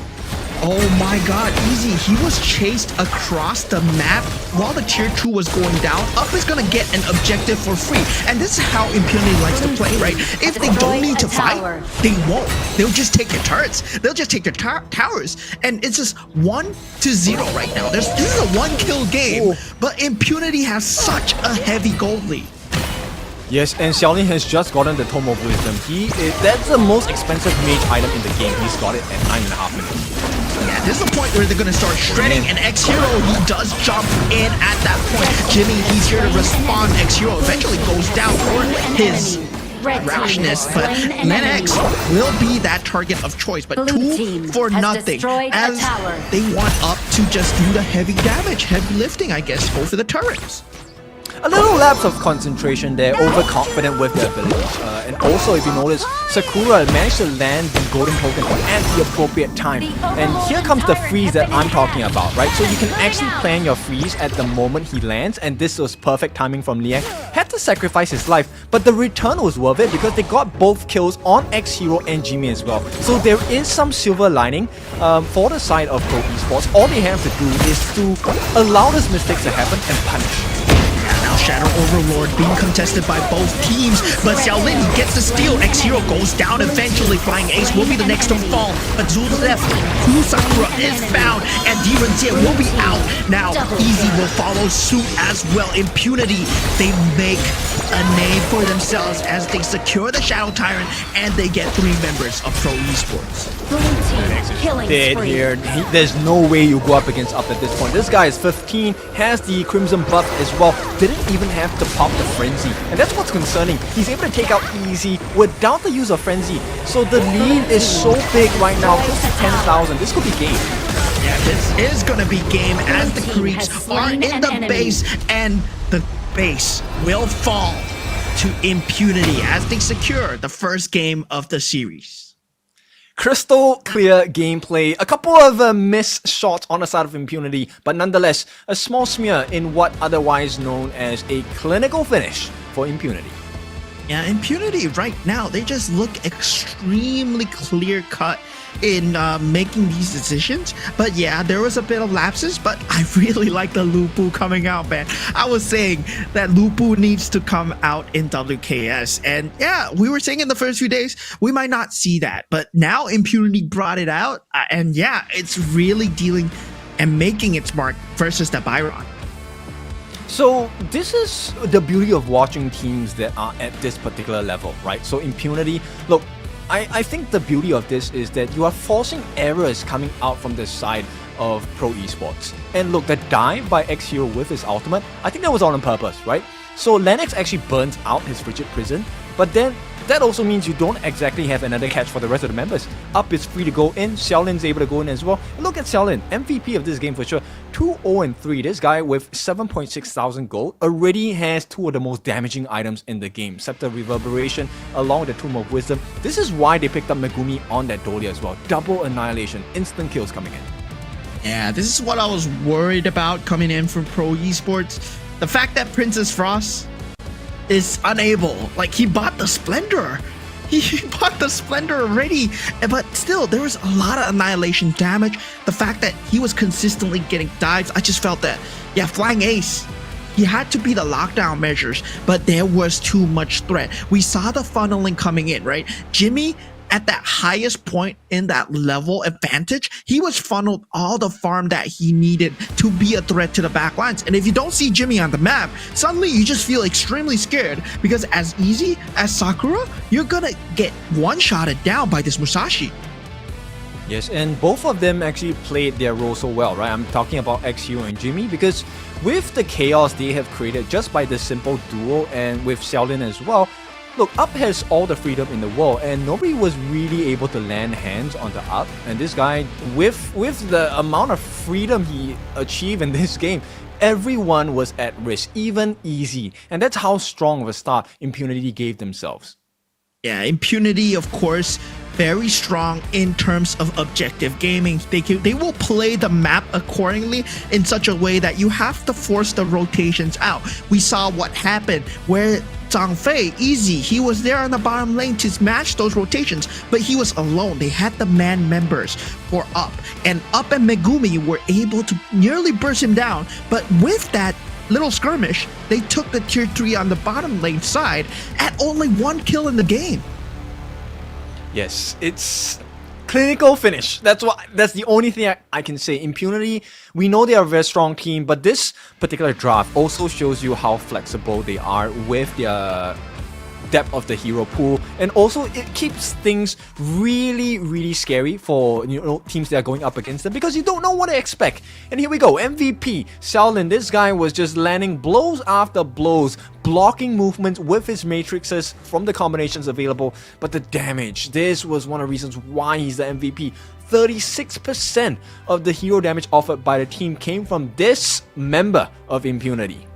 Yeah, and forcing them to clump, I mean, that was one of the key highlights coming in from Impunity at that point. This is just what a team looks like, right? When everybody is firing on all cylinders, X-Hero was consistently putting the threat. And if you start seeing Jimmy running at you, you start running away. And that just makes easy space for Xiaolin to land those annihilations because the vision is consistently provided for this Nuwa just to be shooting from that distance.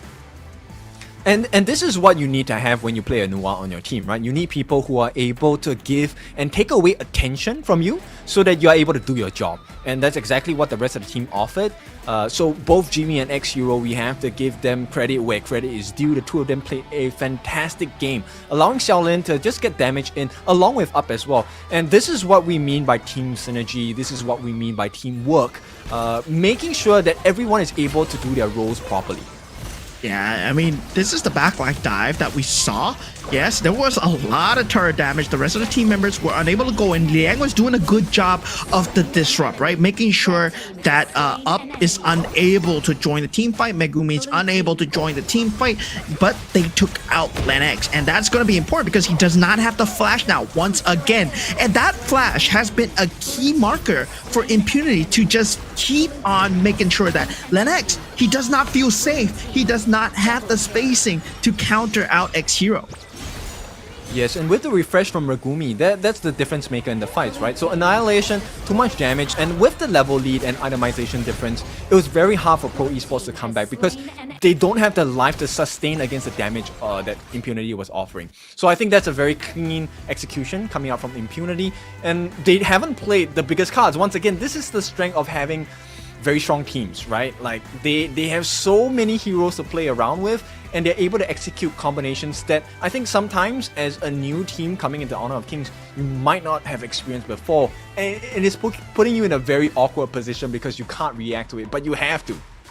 Yeah, the versatility is very important at this stage of the game. And of course, having your strats, having your own gameplay style is also important, right? We do have comfort heroes, yes. But when you go to out of your comfort zone, how comfortable are you now? Because at this point, at this stage, it is still the regular season of WKS, but whoever wins this represents the entire region in the international stage. So we want the best representatives to actually go and fight for glory at KWC.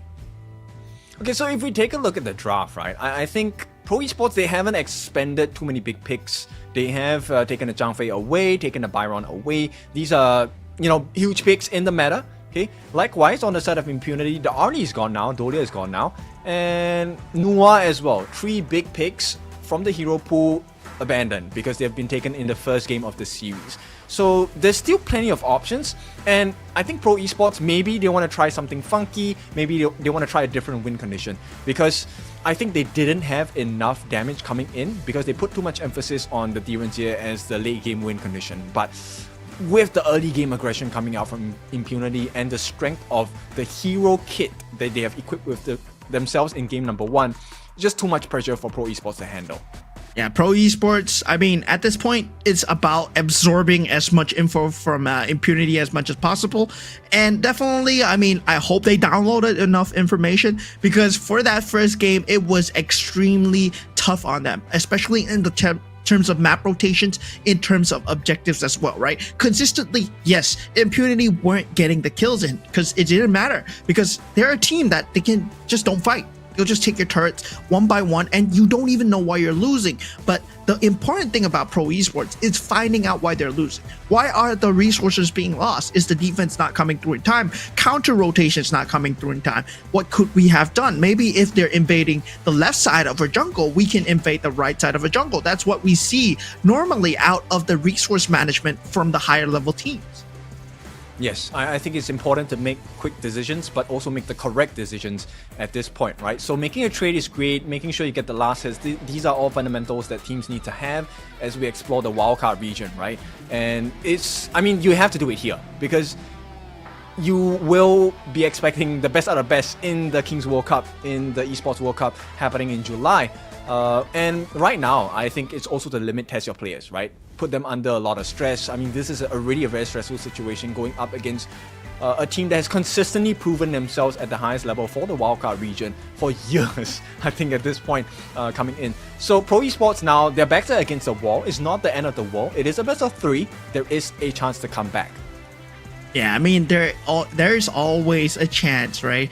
And of course, you might find Impunity kind of lacking. Maybe they don't have the Arlie anymore. They don't have the Dolly anymore. What can you do? What can you strategize against that, right? Because now that they don't have this ability to burst you from afar, maybe it's time to go from a separate playstyle. But it really depends on the ban and draft of whatever they're doing as well. Whether or not you have a strat, maybe it's time to go for the Fuzi, man. I mean, Pro Esports, come on, man. At this point, you got to pull out the Fuzi and you got to do what Paws Gaming is doing.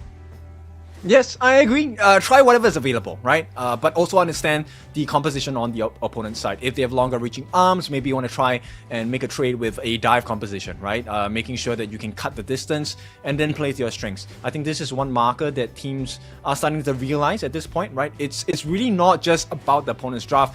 Can you realize your win conditions, and can you make it easier for yourself to realize those win conditions that will come through decisions like invasions or getting kills, first bloods. That's why first bloods are so important in the game, right? And who you get the first blood on also makes a significant difference, because you can actually set back the timings of potential power spikes. Maybe that 4-minute mark, they don't get to contest the Tyrant as they would like to, based on their draft, simply because they got the first blood. Got first blooded on the wrong hero in that sense. Yeah, the resource management, funneling, everything very important. And we saw Impunity do that to a very high degree. And yeah, I really resonate with what you said because the funneling is also important as well. We saw in one of the games where they had the net worth, but the net worth was spread amongst all 5. And sometimes it's about putting it on one person, right? And putting the damage, putting the items on that one person who is your clear win condition. And whether or not you have the rotations to get the farm, that's very important as well. We saw Impunity do that with the Musashi at first, and then they rotated towards up to become that main priority. When Jimmy started initiating with all the team fights, X-Hero was constantly applying that pressure once he got the farm from the top lane, and knowing when your itemization is at the true power spike. When are you at an advantage to win? When can you start to fight? That's very clear-cut timing coming out from Impunity. But of course, today it's going to be Impunity versus Pro Esports Game 2, right? Game 1 is already Impunity's favorite. But for tomorrow, we're also going to have Impunity going up against Team Max. So this Cambodian region is actually being tested very heavily. Yes, on fire right now, and it seems like the new teams, they are coming in. They're getting a trial by fire, and it's not a fun lesson right now because Impunity, they're kind of smacking the new teams left and right. I think it's a necessary trial by fire at this point. You have to suffer to get a little bit. You have to sacrifice to get some success, and hopefully they're able to learn quickly because Pro Esports, they're on the verge of losing this series. All they need to do is to win one more. And this next draft might be the one that gets them the series. Impunity this time on the red side. Yeah, Impunity on the red side. I mean, with the global ban pick, of course, they won't be able to pick the same heroes again. But now they do take out the Zhang Fei from the side of Pro Esports, with the Luna being taken out from the side of Impunity. I mean, Flying Ace, his Luna, I haven't seen it yet, but I mean, Impunity, they just identify that Luna is a very strong hero right now and currently in this meta, because for every single series that we see out of WKS, when Luna was picked, it's 100% win. And if not, it's just banned out of the pool. I mean, there's definitely good reasons for pro teams banning out heroes, right? Either they have tested them in internal scrims and they have found that to be a very big win condition, or they know that this is a comfort pick for one of the players on the side of Pro Esports, right? So the big picks now all getting banned out. This opens up the pace. So Pro Esports, they want to start with a fast game, but Byron has been picked by them. So I'm looking for that next, replacement to really be the partner of this pay early game aggression. Yeah, and that Dharma could have been that replacement, but instantly snap pick from the side of Impunity with the Lady Zhen as well. Very strong blanket picks, right? It's still very flexible. You have not locked yourself into a playstyle. There's no telling what you're gonna pick next because they really synergize a lot with a lot of different other heroes. They can go for a Lung at this point and it wouldn't still matter. Meanwhile, for Pro Esports, with this pay here, what do they pair it with? Usually we see the likes of a Sun Ce, usually we see the likes of a Guan Yu, but I mean, what do Pro Esports go for? I think they need a little bit more control and someone who's able to carry the waves, right? Put pressure on the T1s, T2s, and hopefully force Impunity to rotate and react to their reactions, their plays across the map. They're going to pick up the Lianpo. This is the deal with the anti-CC, right? Anti-CC immune, you kind of bait out the skills from the Lady Zhen, or maybe even cancel out the ultimates coming out from the Dharma if you have the chance. But Impunity, they are going to fortify this draft with the Ogren. That front line piercing, he's going to be a spear against the side of Pro Esports. Is completely going to ignore Flying Ace, just go for the back lines. Yeah, and for Impunity itself, it just feels like they have a very strong invasive lineup as well with the Ogren. So definitely what they pair on the roam, what they pair on the support is going to be extremely important as well, right? Now, with that, Pro Esports, they actually take out the farm laner, which is Di Renjie. For Impunity, I feel that his hero pool for the marksman is so deep that you ban out the Di Renjie now, yes, but it's just trying to stop the Imperial Order coming out onto Mayin and maybe the Pei as well. They just don't want any more disrupt coming out from the side of Impunity. Yes, DRNT would have been perfect, honestly, on the side of Impunity. Because when Flying Ace tries to dive him, he just needs to land a token. There is absolutely no NTCC available for the side of this pay. And it will cost them because it will create situations where they overdive on the side of Pro Esports. Now, they're going to take away the Diadea. I like this. Diadea is a very flexible and very good pick that pairs up well with almost any farm laner. But Impunity, going for the Soviet. We already seen the destruction of Soviet can bring you if you allow that late game growth. Let's see if Impunity is going to perform the same way that Fearless did in the second series of the day. Yeah, Shoya itself, it is a very, very spacing dependent hero. You can get caught very easily, but of course, there's a lot of setup with the visions, and the ability to do damage from afar is very much respected, because Impunity right now, they do lack that poke damage. But now, Pro Esports right now, they need a farm laner of their own along with that mid lane. Something to fight that Lady Zun. But they go for the Marco Polo, which is a very strong team fight based hero, and they go for a Niwa themselves. So they do have that ability to poke back. Okay, I like the Niwa pick. I think it synergizes really well with the Lianpo and the Ma Yin as well. And also the Marco, because the matrices that are created can possibly put Impunity in a situation where they can't exactly run out that easily, right? So I think this is also one of the functions of the Da Chao with the Sea of Fate, to be able to slow and save the people. Sea of Fate, you send people home, but with the Leaping Koi Tide and the Severing Surge, you kind of delay that movement and entry point from the side of Pro Esports. So both teams have significant advantages based on the kits of the heroes, but then it also once again comes down to the farm available, which then, you know, once again, can you get control of the jungle? Can you get control of the lanes? Yeah, what's going to be very important in the early stages of the game is going to be that jungler matchup, right? Between Jimmy and Flying Ace, because both of them are going to try and take away enemy resources as much as possible. Whether Flying Ace, he can get the space together with Liam Po, and it is going to be down on the timing before you get your ultimate, right? Before that Conductor of Souls is up, before the Eye of the Whirlpool is up, whether the Leaping Koi Tides find its mark, especially in this 1 minute to 4 minute mark. X-Hero, he might get the first blood here because they know there are 3 people waiting for him. Yeah, I mean, right now, Impunity are ready for early invasion on this side, and for Pro Esports, they do counter with an invasion of their own. I really like this coming out from both teams, and identifying this will be X-Hero. He spots out 3 people, but is able to stay safe. This is what we are talking about, right? Like, you need to make the trades. So I like this growth and change of mindset from the side of Pro Esports. Don't give anything for free. And I think they definitely need to do this. Bring the game to Impunity, right? So what if Impunity is a very strong team? You have to put pressure and you have to be confident in your abilities as well. Yeah, and there's nothing wrong with replicating playstyles, copying other people's playstyles as well. As long as you can do it better, as long as you can win, a W is a W, a win is a win. And for Pro Esports, right now, they do manage to secure that half of the jungle for themselves. And Impunity, they have the similar rotations.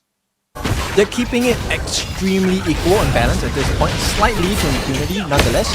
But the wave clear needs to be stronger on this side of the Bro, I mean, at this point, they do have the Niwa, so I would feel that the wave clear would be strong. But now, with that early skirmish, right, I'm very surprised that Liang is actually winning this versus X-Hero, but now that I remember, that was that top lane pressure. Now, Jimmy, he's present at this top lane now. Conductor of Souls available, but X-Hero goes down. Jimmy, does he get a trade here? He does not. It's difficult, right? There's very nice catch and big damage potential coming out from that X. So that's unfortunate for the side of Impunity, but for Pro Esports fan, this is the dream. Yeah, that first blood given into the hands of Pro Esports. Now, this will accelerate Flying Ace's space throughout the map, whether or not he's able to further invade. But take a look at what Sakura is doing. He's trying to leash for Flying Ace right now at that Crimson Golem. And that's going to be spotted out by Megumi, actually. You need to make sure that your pace is very fast, right? That's the strength of having an early game composition. And the fact that they are trying to put pressure on inside of the community, they recognize that, hey, they can't allow this to happen. But it's difficult because Pro Esports, they are geared towards this kind of gameplay. They can play that very aggressive early start to the game. And until there is a shutdown, they will not stop. Yeah, I mean, creep lane still in favor for the side of Impunity, there's constant waves of pressure, but net worth side, right? Pro Esports, I really like this out of them. They are more proactive right now. You can see that Flying Ace is consistently protecting X Hero, and he might be in subject of another danger here, but he finds a counter kill onto Liang. Liang might have overextended too far. X Hero with a true mantra didn't even need to expend his flash. That was the mental game, but here we go, second potential kill. Tremor smashes by Easy at this point. Emergence not actually being committed. Now, that will force a disengage coming out from Impunity, but a snipe. Easy finds himself in a sliver of HP. Could have gone away for a long time there. Now, Jimmy, he is still up and about on this map, and this might mean there is going to be that frontline pressure coming out from Impunity. It's a great start, but that's one of the strengths. That's also one of the reasons why they picked up Megumi on this, Dacha on this Megumi, right? It's so much more faster. Tyrant has been defeated. Yeah, Tyrant already going the way of Flying Ace at this point, but I mean, at this point, Impunity, they've been doing such a great job of teaming up, and I'm surprised that they couldn't get that Tyrant. Not enough control, I feel. Like here comes the jump. Yeah, Tremor Smash is available and it will be used, but there is that untargetable coming out from Xiaolin, and there we have it again. Liang Easy just giving up your life, overcommitting here. Impunity, they've been trying to force the opponents into errors, and this is exactly playing into their hand. Yes, this is what I'm talking about synergy, right? It looks like the comms wasn't clean enough. I think they needed a lot more damage that could have been offered by Sakura with the FIFA Barrage. But at this point, you know, it's just maybe the pressure getting into them. This was a nice initiation, but there was no one to follow up. Yeah, there's not a lot of damage at all. If you're not able to burst him down, the annihilation is not going to be enough. You're not farmed at this point. X-Hero 1v3 with the rest of the members falling in. Megumi finds a leaping Tides Easy. He will be the sacrifice here. As Pro Esports, they do disengage here, but now they don't want to overstay their welcome here as the rest of the team members of Impunity, they collapse. And this one hurts because look, Pro Esports, they're playing the cards right. They're making the correct decisions, but maybe not at the best timing. And they're getting punished so heavily by Impunity every single time. And right now, when you give a lead to Jimmy, he's able to get those free kills onto multiple members. And the level difference is starting to show. The gap is getting big. Yeah, Itemization's already up. Axer Torment already up for X-Hero. This will mean that he has that potential timing to make a play as well. Now, Jimmy, at this point, he's been doing a great job of making sure that the pressure is dealt with. Flying Ace, putting that pressure on the bottom lane, Jimmy responds. Yes, and big response, X-Hero jumping in, that's a free kill for him.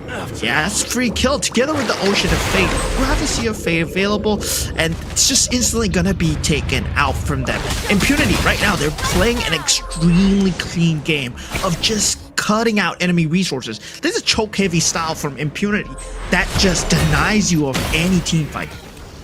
Yes, they're literally strong-arming the side of Pro Esports because there's nothing much you can do. Now there's multiple catches available, so you have the ultimate available by X-Hero, right? Jumping in, he's able to reposition every time he has flash. It's a very scary situation because he can reposition himself to get the appropriate catches, and there is significant follow-up. And now it's going to be defense on the side of Pro Esports, because Impunity right now, they just want these tier 2 turrets. There's still that tier 1 turret on that bottom lane that has not yet to be dealt with, but I think they're using it as a bait to try and take these tier 2 and tier 3s. And now with the set of Impunity, they are actually trying to just consistently chip Easy down so that he cannot engage. And with the snipe, they find him, and Liang, he is trying to answer back, but there's just not enough damage. Already, that tier 2 that was in their sights, it goes down because X-Hero was there. Yes, Sakura can't even hold a 1v1. They're trying to chase him, but they should get the kill. Yeah, up will go down, overextending here at this point, and that might have been a great trade for Pro Esports. One tier 2 and Easy for their farm laner. I guess that's good. I think at this point it does give them a little bit of benefit, but Sakura is still very far behind. He does not have the Doomsday yet, and this is what's so scary, right? So the fact that Sakura is losing 1v1s against Up is a bit concerning. So the fact that they got the kill onto Up, it gives Sakura a little bit of breathing space. Yeah, now Easy, he's still trying his best to frontline for his team, but at some point, right, Up's damage is going to be extremely piercing, and Xiaolin is going to be much more of a mage threat. Now, I think Pro Esports, they're starting to feel that now. They cannot even contest the Shadow Tyrant. They go for the Shadow Overlord of their own, but Impunity is getting more and more space. They will have the Vanguards to breathe, though. Okay, so they have a little bit of space created, right? Alleviated the pressure. They can save themselves one lane with that Shadow Overlord, but for now, the towers, they're still under threat on the side of Jimmy and X-Hero. Yeah, consistently applying pressure. Impunity will be trying to force out their hand here. They do have the Vanguards to work with. The spawn is incoming. They do have to see a fate, though. Impunity can consistently stay in their enemy jungle and choke them out for days as long as this Da Chao is up, right? So Megumi needs to be a key Flying target. Ace. Now, oh no, Flying Ace! He gets caught in the bushes, and now there's just no way that he's escaping there. I don't care how mobile you are. When 5 members of Impunity are there catching you recalling, there's just no way. And now, with the rest of the members of Impunity about, Flying Ace gone from the map. This tier 3 is under threat. The Vanguards have been dealt with on the top and mid lane. The bottom lane still available. They do have the Shadow Vanguard, but it's in the hands of Flying Ace. So it's not gonna be around. I mean, oh no, the Shadow Vanguard is not even there. It's not even 10 minutes in the game. It's 9 minutes 44 seconds. And now with Impunity taking out that tier 3, that's just a lot of map pressure. Yep. Literally 5 seconds. That's all it took for them to take 2 T3s. No, it's one, just one. On the top. But nonetheless, that's an open wound for the side of Pro Esports. And you can be sure Impunity is going to keep opening and putting pressure on that top side. Yeah, it's like an infection that won't stop, and Impunity right now, they have that Shadow Overlord for themselves.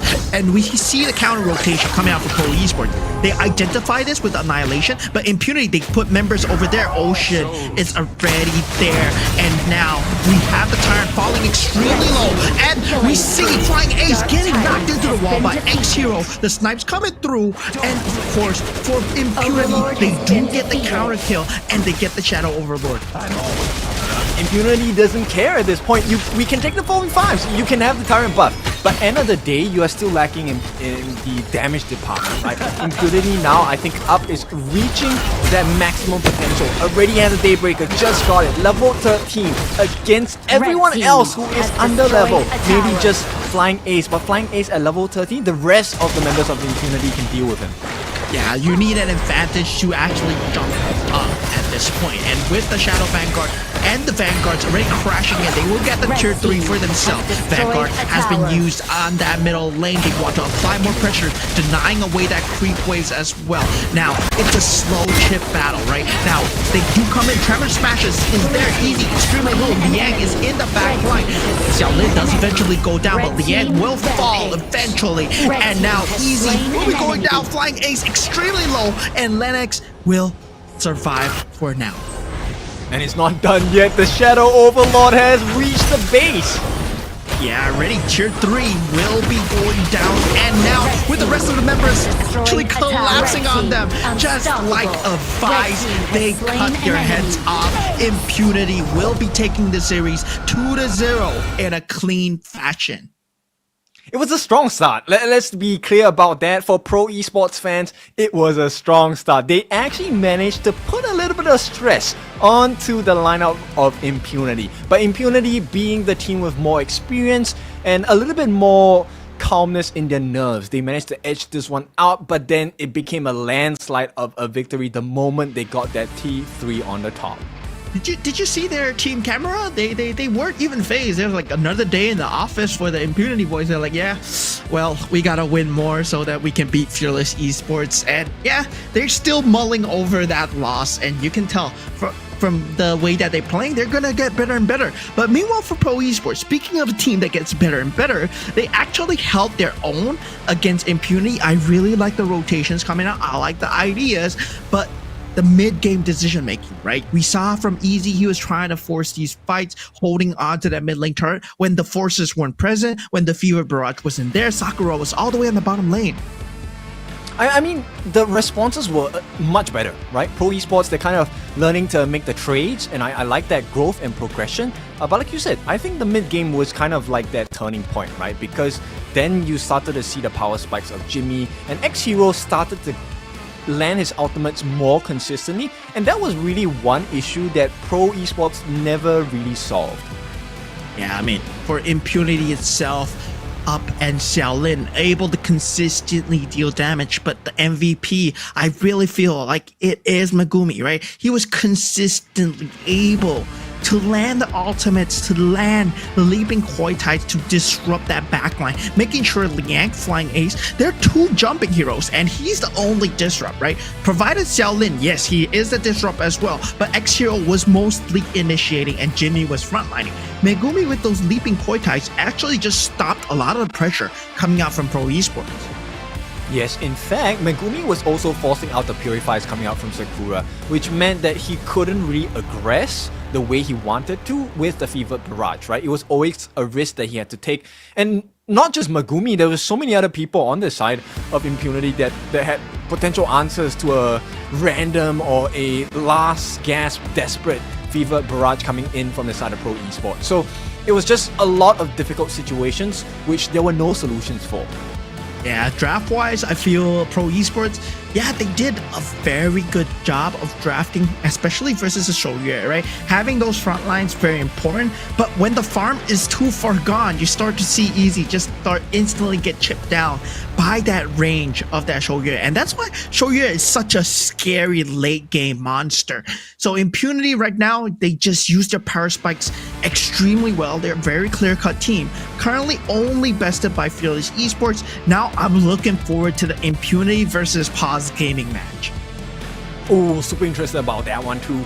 Now, of course, with that being said, this is the strength of the Shoryue, right? Look, the Lianpo couldn't even complete his ultimate. The Tremor Smash became a Tremor Tap at this point.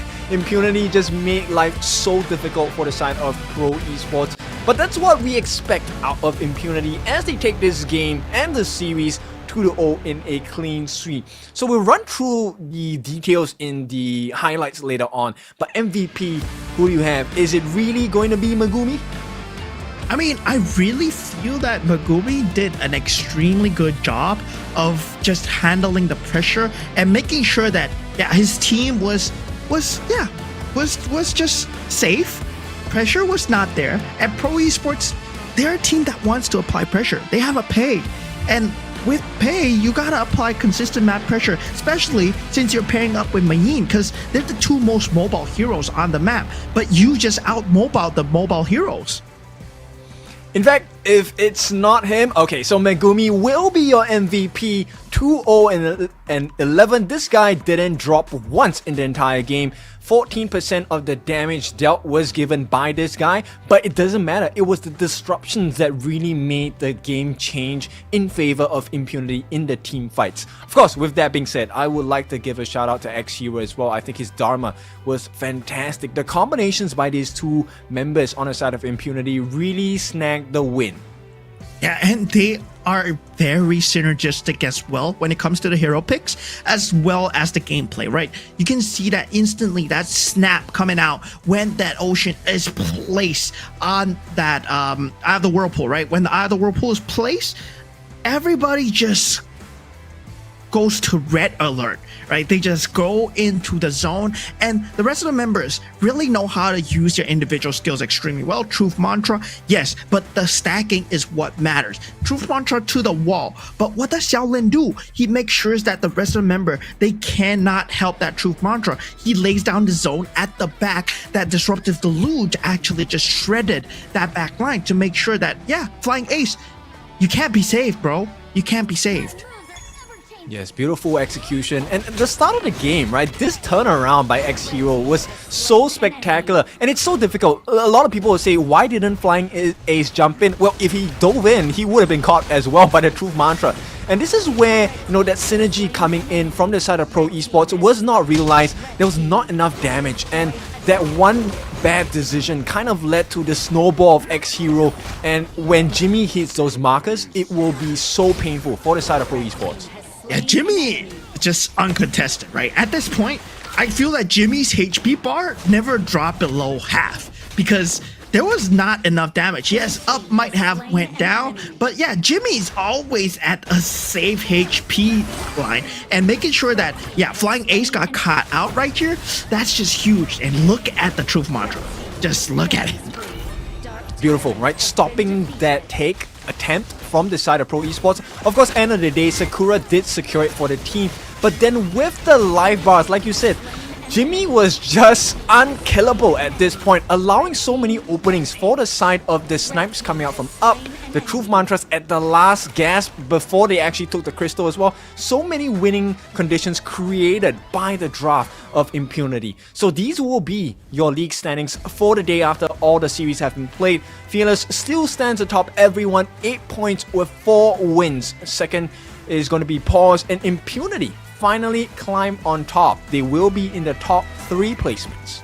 Yeah, and of course, they will be looking to snag that top 2. That top 2, very important, because that top 2, you secure a place in the upper brackets. You don't have to go to the dreaded play-in stage. Number 3, 4, 5, 6, they still have to play in to play in the playoffs. And those play-ins, they are a single elimination. So that means there's no lower brackets for you. Once you get eliminated, once you lose the series, you are out. And for number 7 and 8, you are relegated from the league, which means you will not be able to play in the playoffs. You are not going to have a shot at KWC. But for the top 6 teams, definitely an equal chance. Yes, so right now Impunity is hoping that Paws Gaming will kind of slip up, give a couple of games over to any one of the teams on the other side, Paradise, Team Max, See You Soon, Pro Esports, any one of them, as long as they can take a win against Paws Gaming, Impunity will be eternally grateful to them. But with that being said, Impunity, I think they need to win every single series from here on out. Yeah, definitely Impunity. It's going to be a hard, tough battle, but they are going to have clean gameplay from now on. And I think the ones that are going to matter is Impunity versus Paws Gaming, right? But that is going to be next week, which is on May 30th. But for tomorrow, we are also going to have quite a banger of a series coming out. We're going to have Impunity going up against Team Max. So for Impunity, they need that clean run to actually make it to the top 2 positions. Now, we are also going to have Ultra Rare Esports going up against Paradise. And Ultra Rare Esports, they are at number 4. So there is a catch-up factor for them. Yes. Now, I like the fact of the motto of the league. Claim your throne. It's all in your control. And of course, with that being said, we will take a look at tomorrow's matches as well. All of the games, all of the series, they matter. I want to see what is up for tomorrow's matches. And then we'll see how this league table is going to play out as we inch closer and closer towards that playoffs. Yeah, it's going to be Impunity versus Team Max first, I guess. Then Ultra Rare Esports versus Paradise, right? Ultra Rare Esports, they are at a very peculiar place. They're number 4, but they haven't played most teams yet. And Paradise Esports, I feel that, yeah, with their standing today, it's going to be a 50-50 versus Ultra Rare Esports. Either team is going to win. It's not like one team is favored. Lastly, we're going to have See You Soon going up against Fearless Esports. And for Fearless Esports, I just feel that currently there's no answer towards them. So right now, even if Impunity cannot handle them, right now, I feel that Fearless Esports, they might just make a run at number 1. Yes, so we have so many questions, but no more time at this point. So we will answer those questions tomorrow with our next set of series. It's been a fun day. It's been your favorite kind of tofu, Kindofu. With me has been Moman. We hope to see you soon, and we'll see you tomorrow.